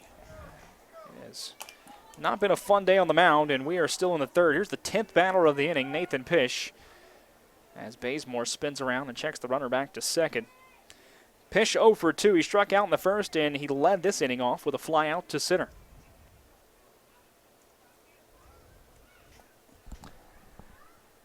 Now batting for the Timberwolves, number 14, Nathan Pish. That called on the outside corner for a strike, 0-1.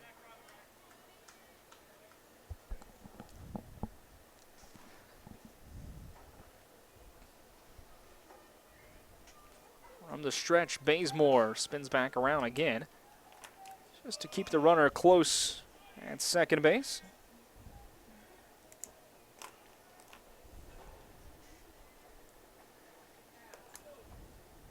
Bazemore's faced 3 batters so far. Walked 1 and given up a couple of hits.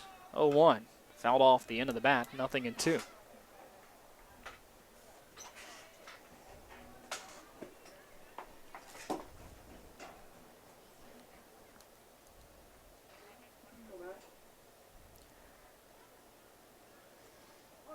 can't really have an outstanding day when you pitching staff's giving up 5 walks, hit batter, and a fielding error that is giving away an out. Curveball missed up high. 2 balls, 2 strikes. Or excuse me, 1 ball, 2 strikes. Still 2 away in the inning. There's been 2 outs for a lot of this inning. 2 of the first 3 batters were outs. This one tipped and foul. Catcher Vanoy could not hang on to it. It'll stay where it is. This is the 7th batter in a row to come to the plate with 2 outs for Cedar Park here. 10 in the inning so far have stepped up. We're just in the 3rd. It's the 3rd time through the order. From the stretch, the delivery from Bazemore. Breaking ball lined at the second baseman, Hempel, who will climb the ladder and make the play. A line out will end the inning. But Cedar Park sends 10 to the plate in the 3rd, and they scratch across 6 runs. They do so on 1, 2, 3, 4, 5 hits. There was 1 error and 1 man left on base. We are through 2.5. Cedar Park dominating Rouse today, 10-0 your score here at Leander. This is Rouse Baseball on SHN Sports.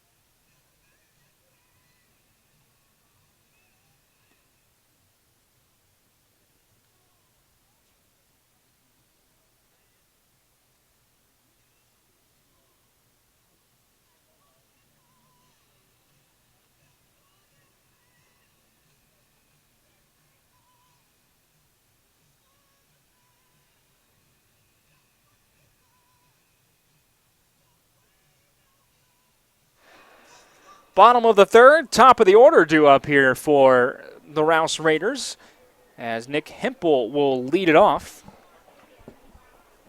Leading off for your Rouse Raiders, number 2, Nick Hempel. Hempel 0 for 1. He grounded out to 3rd his first time up. Cedar Park leading Rouse 10-0 this afternoon.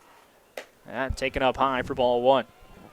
Raiders just now starting to make their 2nd time through the lineup. It's kind of a rough day all around for Rouse so far here. This 1-0. Fastball misses down low from Travis Harvey, the left-handed hurler. 2-ball count now. Harvey has had to sit a long time each of the last 2 innings. Well, his offense has given him a 10-run cushion. Fastball swung on and missed. Nick Hempel couldn't catch up to the heat. 2 balls and a strike now.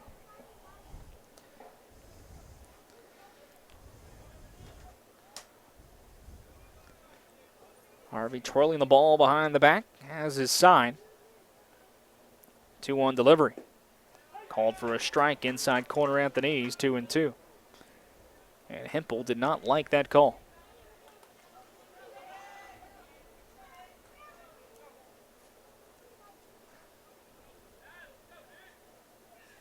Break-even pitch. Breaking ball, grounded left side. Third baseman Pish with the play. He'll throw to first. It's in time. Charging in to make the play at the grass was Pish. The second time Hempel has grounded out over to 3rd. 1 down here in the bottom half of the 3rd. Robbie Ramos due up next. Ramos 1 for 1. He singled to right center his first time up. He had the first hit of the ball game for Rouse.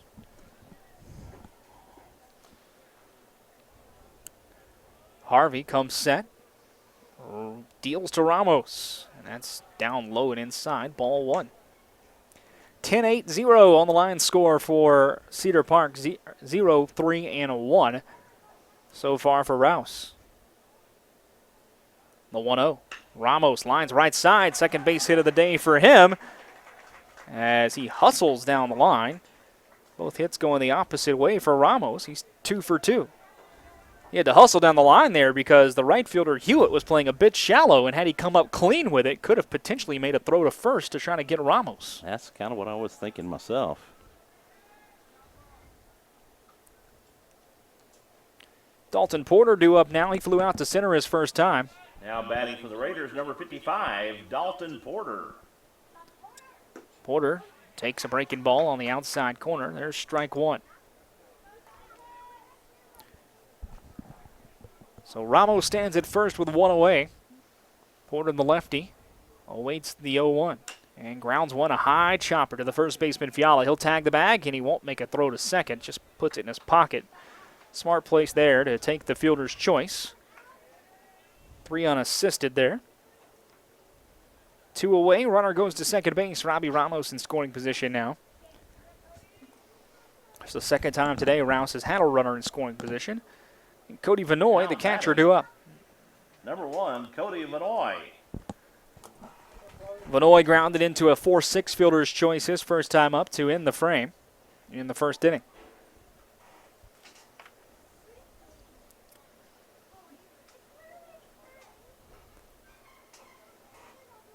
Stands ready in the right-hand batter's box, does Vanoy, and checks the swing. That ball gets away from the catcher Alvarez, and moving up 90 feet to third base is Robbie Ramos. Wild pitch there from Travis Harvey. And that is the first time today that the Rouse Raiders have had a man all the way to third.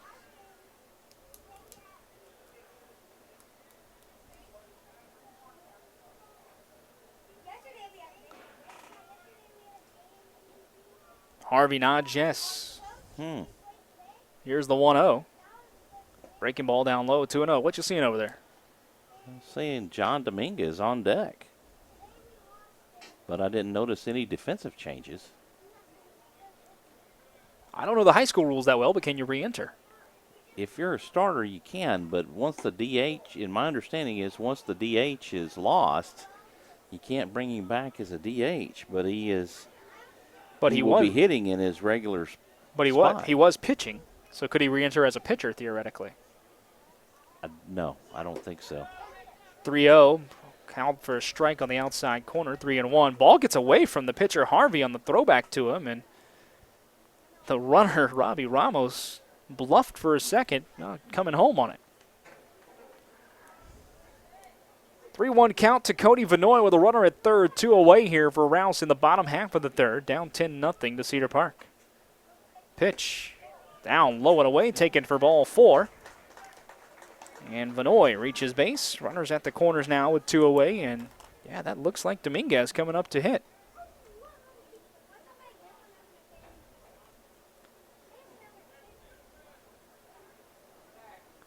That is only Harvey's first free pass of the afternoon so far. Second. He Second walked one? Jared Southard in the that's second right. inning. He sure did. I missed that one. Still yet to strike out anyone is Harvey. As there's a called strike at the knees to Dominguez. They're looking through, and I missed that one. I have it on my scorebook, but I just overlooked it. It'll happen. 0-1. Fouled off, and there's strike 2 quickly to John Dominguez. At my system, that's why I always have 3 different colored pins. Because walks, wild pitches, things like that go in blue. Everything else goes in black. Ks and RBIs go in red. Quick color coding. I used to have a green one as well, but I forgot what that was for. 0-2. Check swing. That's down low. They're going to check the batter at second base to see if he went, and the umpire says no. Cedar Park unhappy with that one. I remember what the green one was for now. I used to write stats in my scorebook. Oh. So I could quickly reference batting average, home runs, and RBIs. Don't have access to that kind of stuff typically here at the high school level, though. 1-2. No. Swing and a miss. There's the first strikeout for Harvey as Dominguez goes down. They'll throw down the first base for formality's sake. K2-3 on the putout, and that will end the third for Rouse. The Raiders threaten but get nothing out of it. They have leaving a runner at first and third, no runs and a hit. There were no errors, 2 men left on. We are through 3 complete, and the Cedar Park Timberwolves are taking it to Rouse today. Your score, 10-0. This is Rouse Raider Baseball on the SHN Sports Network.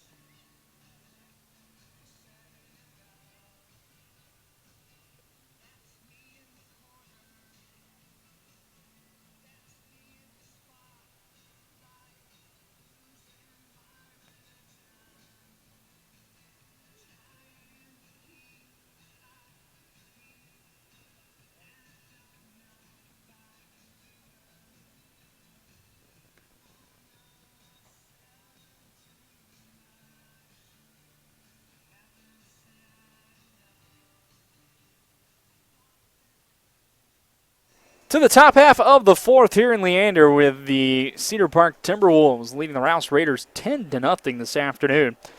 For Cedar Park, it'll be the 6, 7, 8 hitters due up. Max Sexton leading off the inning. He's 2 for 2 with a couple of runs scored. A couple of singles and 2 runs scored. Number 7, Max Sexton. Matthew Bazemore staying on the hill here for Rouse. And it's a swing and a miss to Sexton for strike 1. Bazemore came in relief in the third. Got the final out of the inning. Allowed a couple of hits as well. 0-1 in the dirt. 1 ball, 1 strike. Cedar Park plating 6 runs in the third. They plated 4 in the second.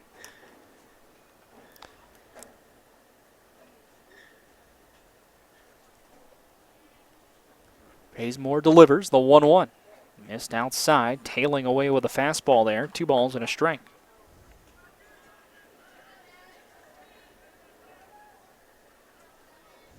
Shading over into right center is Hayden Thomas, the center fielder for Rouse. And that's up high around the shoulders, 3-1 now.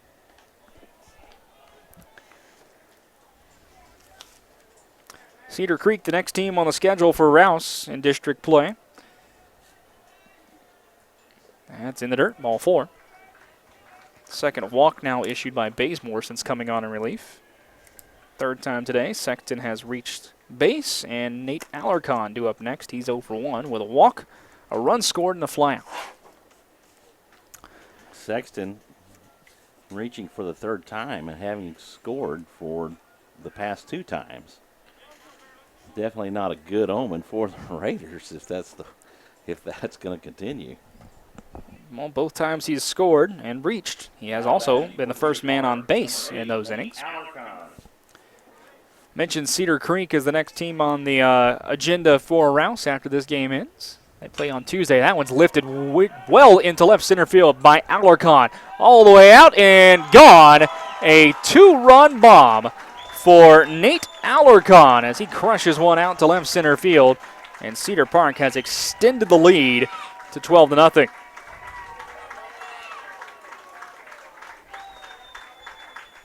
Two-run shot there.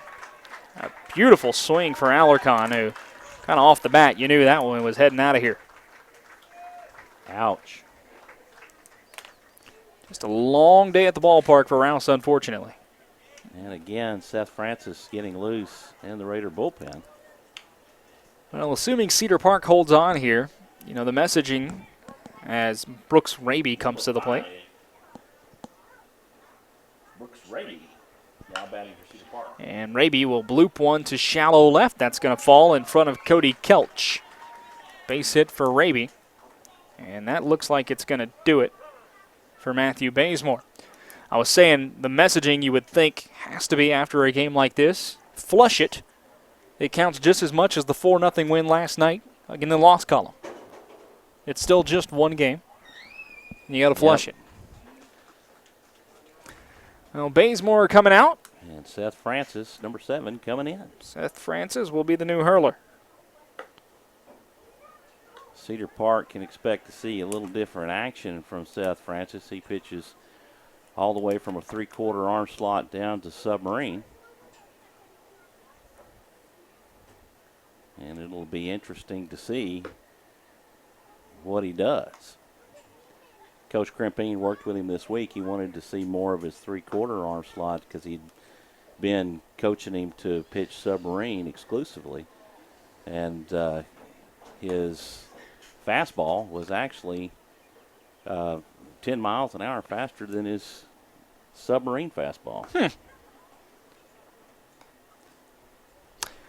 The book not officially closed on Bazemore yet. Here's what we have so far. 2/3 of an inning, 4 hits, 4 runs.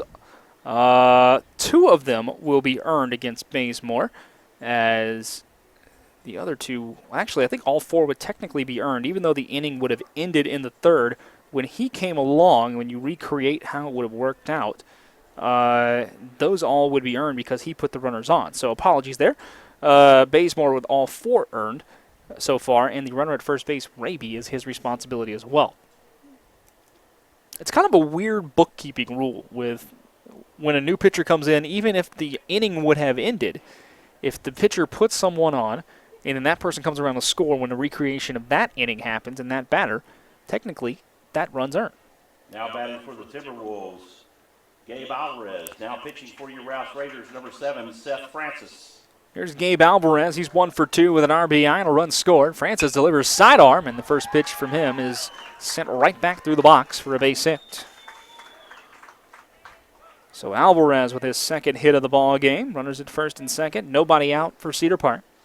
Top half of the fourth, the Timberwolves lead it 12-0. And a pinch runner coming on for Cedar Park.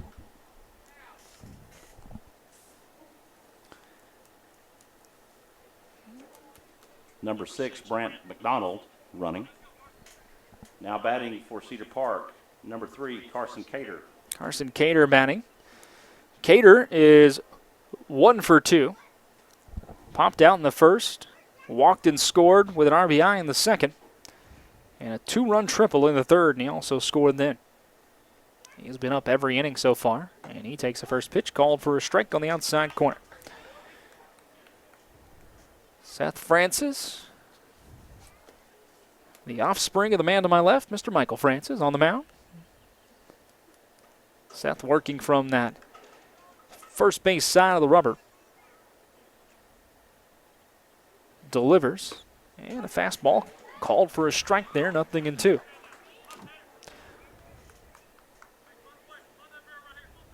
Even with a 12-0 score, you'd like to, I think if you're the coaches for Rouse, just see somebody come in on the mound and settle this game down a little bit. Here's an 0-2. Francis deals. Fastball outside. Good waste of a pitch there on an 0-2 count, trying to get the batter to chase.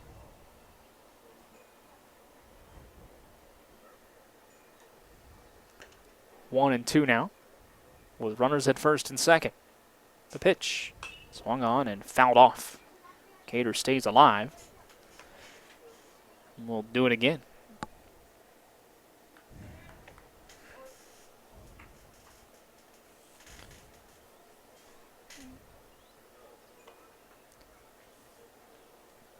Shortstop Ramos trying to hold the runner at second, Brooks Raby. 1-2 pitch, fastball outside and high, 2-2. Francis's fastball has a lot of late action on it, tailing away from a left-handed batter.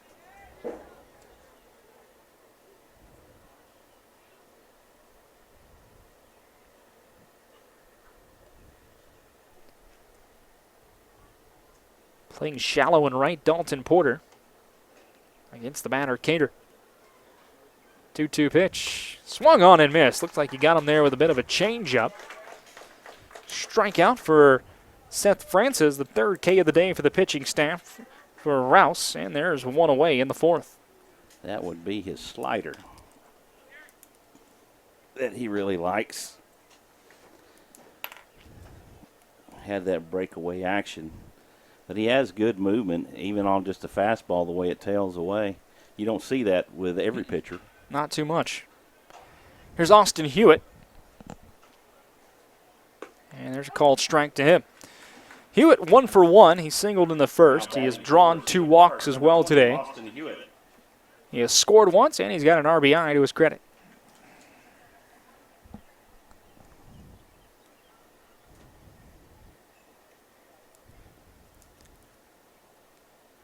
Still runners at first and second for Cedar Park, 1 away.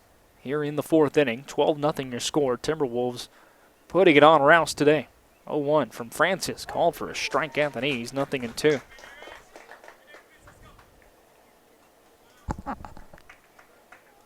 Brooks Raby stands at second for Cedar Park.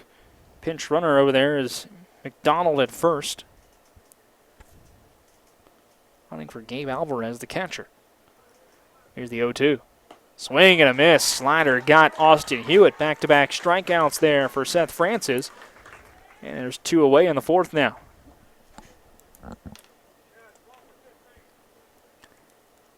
And now a pinch hitter coming in.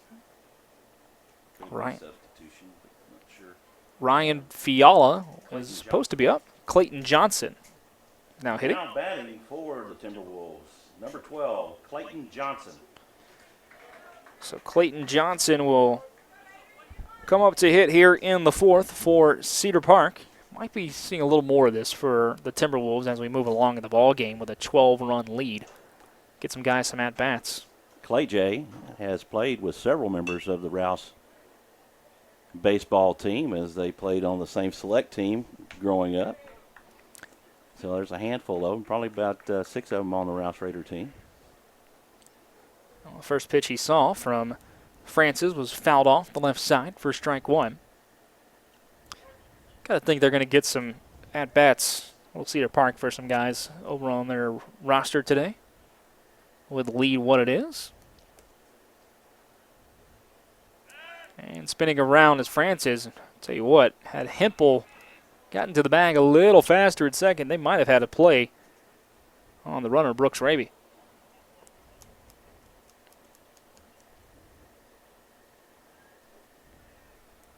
Arm dangling for the sidearm throwing Francis.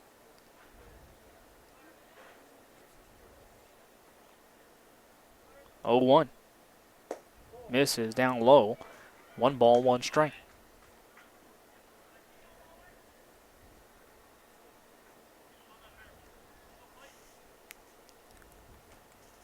I know that Mr. Michael here will be back with you on Tuesday. I'm not sure who's doing the game with him, though. This Tuesday and Thursday. I think that it may be Travis Banks. I will look here shortly. 1-1, called for a strike. 1 and 2. I know I'm doing a lot of Fridays and Saturdays for Rouse this year. 1 Tuesday night game. Unfortunately, my day job kind of gets in the way sometimes doing some weeknight games.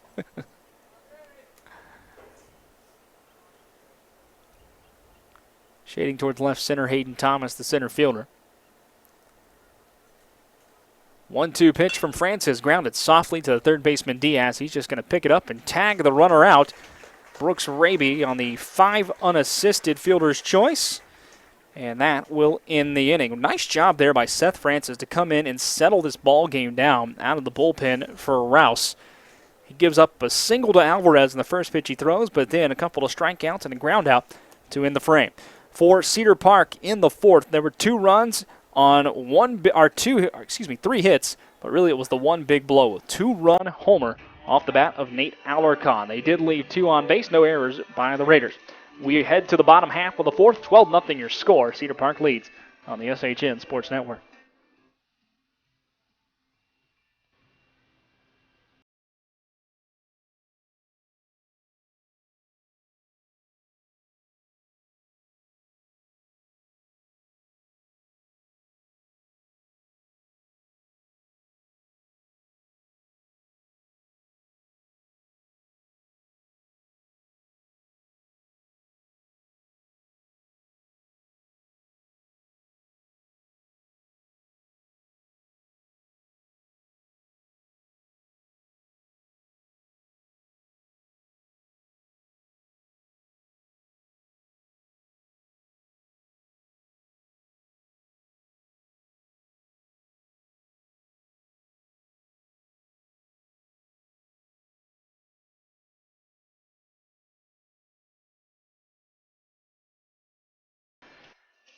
To the bottom half of the fourth, the Rouse Raiders trailing Cedar Park by a count of 12-0 this afternoon.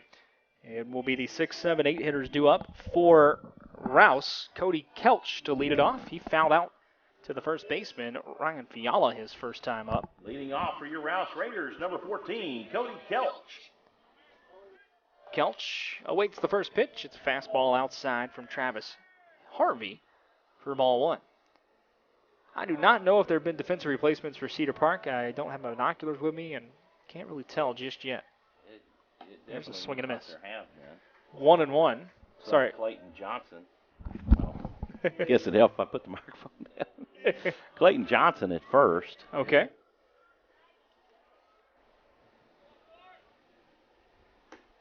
There's a swing and a miss for strike 2 to Cody Kelch. So Clayton Johnson over at first now for sure. Fiala done for the day. I think we've got a new second baseman, but I can't see his number. Wind up and delivery from Harvey. Lifted in the air, shallow right center. Center fielder Cater calling off the right fielder Hewitt. He'll make the play. And there's one away in the fourth inning. Now Brooks Raby still at second. Yeah, Johnson definitely staying in to play for Fiala after pinch hitting last inning. Here's Jared Southard, or at least that's his due up in the lineup, but it is not him hitting. It is Gage Cook. All right.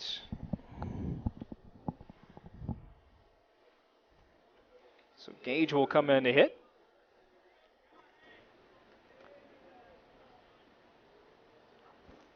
Righty against lefty matchup as Harvey, the left-hander, on the mound. Been effective today. He's only got one strikeout, but has kind of scattered the ball around the ballpark. Nothing been too hard hit against him as far as ground balls go. He's got a couple of hard singles, but everything else pretty much kept in the infield or some soft fly balls. He's given up 4 hits today. No runs, though, against him.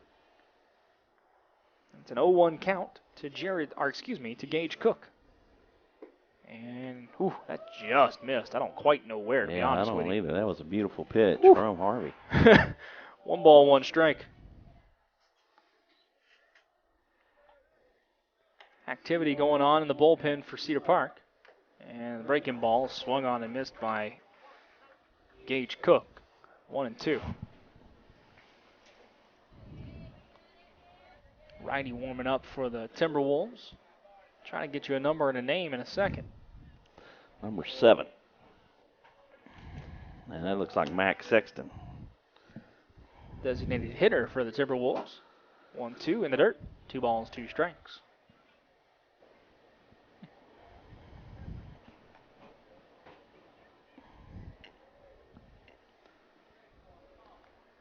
Base is empty for Rouse with 1 away in the fourth, down 12-0. Wind and delivery from Harvey. Breaking ball swung on and missed by Cook. Pitch was dropped, so the throw to first from Alvarez is in time. Strikeout, 2-3 officially on the putout. And there are 2 away here in the fourth inning. And Hayden Thomas looks like he will be lifted here for... Oh, nope, he's in the game. I was looking at the man on deck. My apologies. That'll be number 13, Bryce Ward, on deck for the Raiders. Thomas, 1 for 1 today. He's 3 for 3 in the series. Sharp single that's left his first time up today. And he takes the breaking ball high and outside for ball 1. Number 10, Hayden Thomas.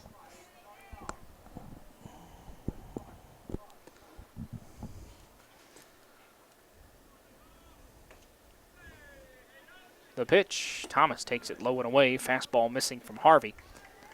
2 balls, no strikes now. Wind continuing to blow it out to left center. We've already seen 1 home run today. 2-0, fastball in the dirt. 3 balls, no strikes. Tell you what, right now it looks like we're going to see a split of the series here this weekend, but for Rouse, the brightest star has to be Hayden Thomas with the mound performance last night, and then 3 for 3 at the plate so far this weekend as well. And waits a 3-0 pitch and takes a fastball right across Broadway for strike 1.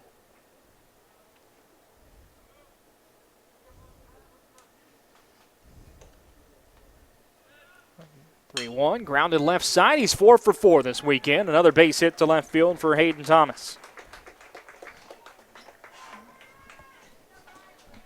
Just a heck of a weekend for him. And now we got a pinch hitter coming up. Number 13, Bryce Ward. Bryce Ward will be the man at bat for the Rouse Raiders. Coming in for Caleb Diaz, the third baseman. Bryce also does play third base, so this may be a substitution.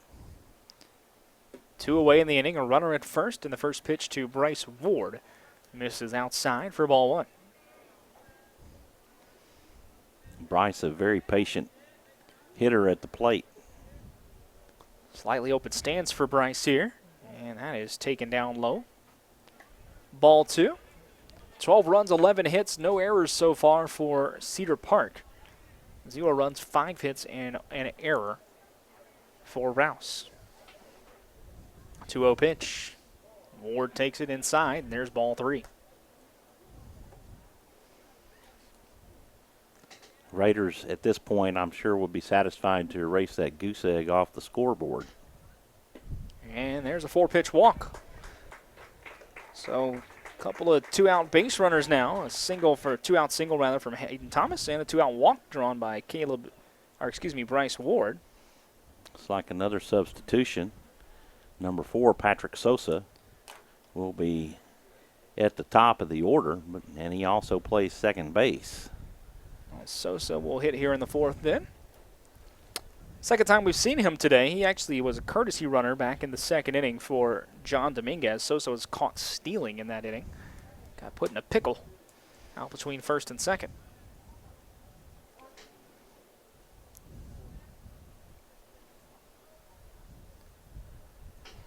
Sosa awaits the offering, and it's a strike on the outside corner. Yeah, I looked a bit outside. I thought so too. As he's called a lot tighter. He's opening up the strike zone with that pitch. Harvey takes the deep breath and comes set. The pitch, Sosa lifts it to right field. Austin Hewitt camps under it. He'll put it away. And there is out number 3 here in the 4th inning. For Rouse, no runs, a hit, no errors. There were 2 men left on. We are through 4 complete. And Cedar Park continues to lead it 12-0. This is Rouse Raider Baseball on SHN Sports.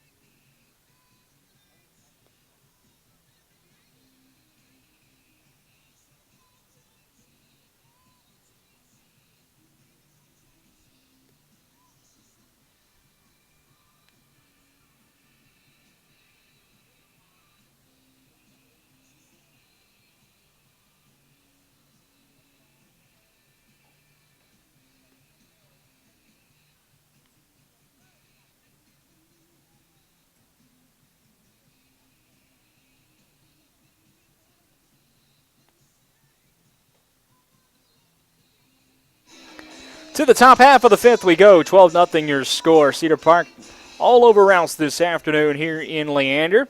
For Cedar Park, it will be the middle of the order due up. Evan Sparks to lead it off. Sparks is 1 for 1 today. He was hit by a pitch in the 1st. He had a sacrifice fly for an RBI in the 2nd and a 2-run double in the 3rd. First time he is seeing Seth Francis today, though, as Francis will work from the windup for the first time as well. The pitch. Fastball missed up high for ball 1. Book officially closed on Matthew Bazemore. 2/3 of an inning, 4 hits. He gives up a couple of runs. Both of them will be earned. No strikeouts and 2 walks. The 1-0, swing and a miss. Fastball thrown by Francis past Sparks, and it's a 1-1 count. Defensive changes for Rouse as well. Now playing third base is Bryce Ward. At second base, Patrick Sosa. Gage Ward playing over at first. As there's a slider outside, 2 balls and a strike.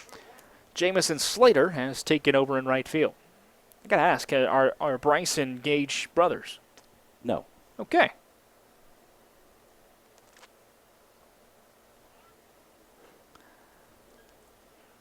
Two balls and a strike.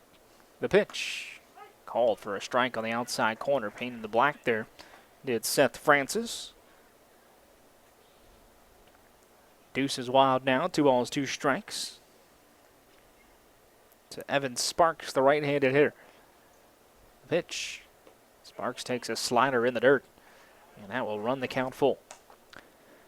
Francis in for his 2nd inning of work. He allowed a hit in the 4th, but then settled down to strike out a couple of batters in a row and get a fielder's choice to end the frame. Payoff pitch, grounded left side pretty weakly. Circling around the ball, the shortstop Ramos. He'll pick it up, throw to first. It's in time, and there's one away.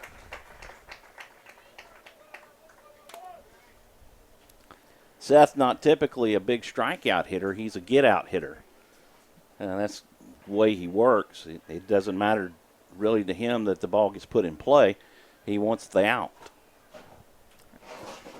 Here is Number two, Number two. Samir Alzer, all right. or Sammy, as they call him. Well, Sammy will take the pitch on the outside corner for strike one. You know, baseball's becoming more and more of a power game, but we forget the name of the game is getting outs.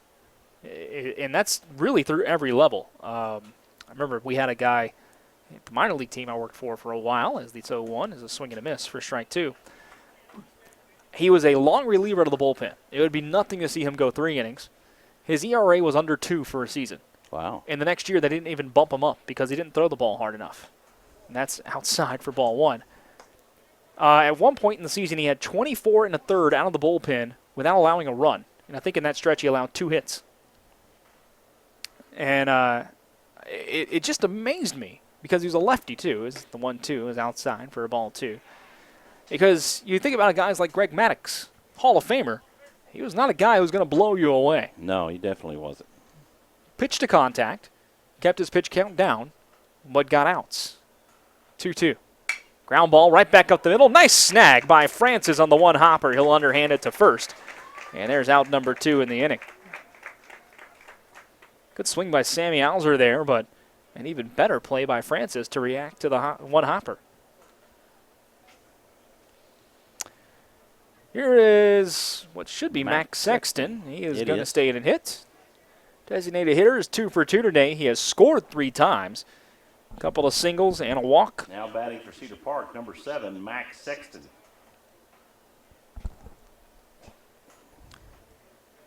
Francis from the windup delivers, and that is outside for ball 1. Seth able to get moving on his ball like his brother, Tim Francis, Raider, graduated back in 14. There's fouled off for strike 1 to Sexton. Was a lefty, and he has several of the Raider pitching records hanging up in the athletic hallway. The pitch lifted in the air, straight away center. Pretty easy play for Hayden Thomas. He'll camp under it, make the catch. And it's a 3-up, 3-down inning work for Seth Francis. He has retired 6 in a row. We are through 4.5. 12-0 your score as the Cedar Park Timberwolves continue to lead Rouse here on the SHN Sports Network.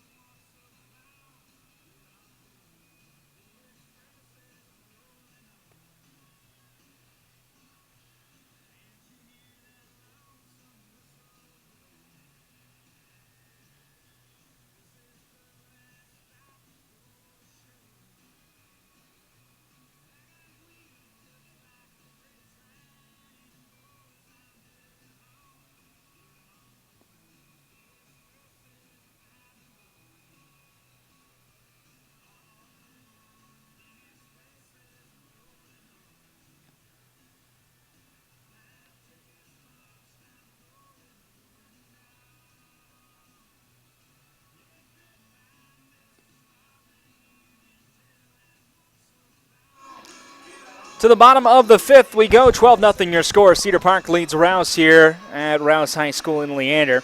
New hurler on the mound for the Cedar Park Timberwolves. It's Max Sexton doing the duties now as the book is closed on Travis Harvey. Harvey with 4 innings of work today, 5 innings, no runs. He struck out 2, walked 2, and threw a wild pitch.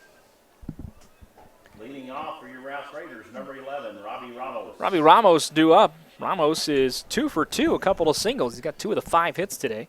That's in the dirt for ball 1. In fact, 4 of the 5 hits have come off the bats of Robbie Ramos and Hayden Thomas for Rouse. Every single hit has been a single, as that is popped in the air straight away, or to right center rather. Carson Cater over for it. He'll make the grab, and there's one away, and I understand Cater was on that one, but you got to be a little concerned if you're the coaching staff because Austin Hewitt, Yeah, the right he fielder, never moved to a ball that's actually a little closer to him than it was Cater. He let him Cater have that all the way. Jamison Slater now batting. Well, here's Jamison Slater, his first time at the plate.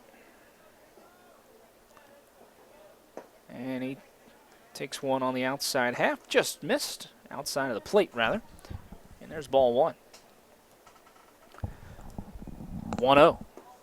Misses inside, 2 balls, no strikes. Now batting for your Rouse Raiders, number 22, Jamison Slater. Damon to Edlund on deck. Sexton delivers. Slater grounds it to the shortstop Sparks. He'll pick it up to the first in time. Ooh, good speed there by Slater to make that a little closer than maybe it should have been. 6-3 on the putout, and there's 2 away. So Sexton has come in and gotten 2 quick outs. Now batting number 17, Damon Edlund. Here's Damon Edlund hitting for Cody Vanoy.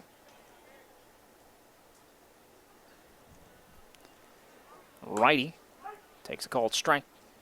0-1 to him. Sexton quickly working the 0-1 slider. Swung on and missed rather. Kind of fooled Edlund there. 0-2. Tell you what, Sexton gets the ball and he's ready to go. He does work quickly. 0-2 pitch. Another slider swung on and missed. And there's a 1-2-3 inning work for Mac Sexton. And I think that's going to end the ball game. It will. Run rule in effect. Both teams coming out of the dugouts. And the ball game this afternoon will come to an end. Final score today, Rouse goes down to Cedar Park by a count of 12-0, and these 2 teams will split the series this weekend. A couple of shutouts. Rouse shutting out Cedar Park 4-0 last night. Cedar Park doing the honors today, 12-0 over to Rouse. Each team picking up a road win, and each team will only lose potentially a game in the standings to Georgetown after the weekend comes up. Yeah, well, as spectacular as Hayden Thomas was in yesterday's performance, equally as unspectacular was the Raider pitching this afternoon that gave up a lot of unearned runs in this game. Yeah, a lot of earned runs, but it really was the third inning. All 4 runs in the second were earned. A lot of walks happened. In the third, though, it was the error that kind of opened the floodgates, and then after that, just a barrage of hits that allowed 4 more runs to cross the plate for Cedar Park. A 4-run second, a 6-run third, and then a 2-run homer in the fourth by Nate Alarcon to make it 12-0 for Cedar Park. The lone bright spot really on the mound today was Seth Francis. 2 innings of work, 1 hit, 2 strikeouts. Really nice job by him, setting down 6 in a row after giving up the hit on his first pitch of the game that he had. Yeah, he really did a good job coming into a situation where he could be relaxed, wasn't necessarily in a heated situation as we were not even in the game scoreboard-wise, and came in. Oh, thank you. Where he came in and just did his thing and hit his spots and was able to have a good outing in today's game. Not to take anything away from him, but, he really came in where pitching was not doing what it needed to do. And I can guarantee you with Coach Crampine, there was a lot of pressure on relief staff that was coming in to the game from the onset just due to the inefficiency of Jared Southard on the hill tonight or this afternoon for the Raiders. And it becomes a frustration for Coach Crampine when he's not seeing strikes being thrown and you're just giving walk after walk after walk in a game that just in a district race you just don't want to see. You don't want to give those kind of freebies away, especially to a contender like Cedar Park. Yep. Well, you still have Cedar Park and Rouse both still have to play Georgetown. So that triangle of playing against each other is still a long way to go to decide what's going to happen in this district race. Georgetown winning yesterday. Wouldn't be shocked if they won again today. They are undefeated in district play. Cedar Park's going to move to 5-1 in district play. Rouse going to fall to 3-1. But those three teams, the only three teams with one loss or less so far in district play. Your final line score today it was 12-10-0 for Cedar Park. It was 0-5-1 for the Rouse Raiders. Cedar Park improves to 11-6 now on the season. They're 5-1 in the district. Rouse will fall to 14-7-1, 3-1 in district play. The Raiders back in action on Tuesday here on the SHN Sports Network. They're going to play the Cedar Creek Club coming up here to Rouse in Leander. That game's going to be on Tuesday. Game 2 of that series on Thursday right here on SHN as well. My friend, Mr. Michael Francis, you will be at both games. You'll be here, like I said, we think with Travis Banks, who's doing the game with you. I will see you in a few weeks when we have another Friday, Saturday set coming up soon. I got a few more games here with you guys this year at Rouse. Looking forward to it. Oh, absolutely. And enjoyed the weekend with you, sir. And everybody else out there, thanks for joining us. We appreciate you tuning in to Rouse Raider Baseball here on SHN Sports. We look forward to bringing you the rest of the season. One final time, your score today from Leander on the campus of Rouse High School. Cedar Park takes it 12-0 in 5 innings, run-ruling Rouse. Two teams splitting a big weekend series with shutouts of each other. That'll do it for Michael Francis. I'm Brad Tillery saying thanks so much for joining us, and we'll talk to you again on Tuesday. This has been our Rouse Raider Baseball, a presentation of SHN Sports.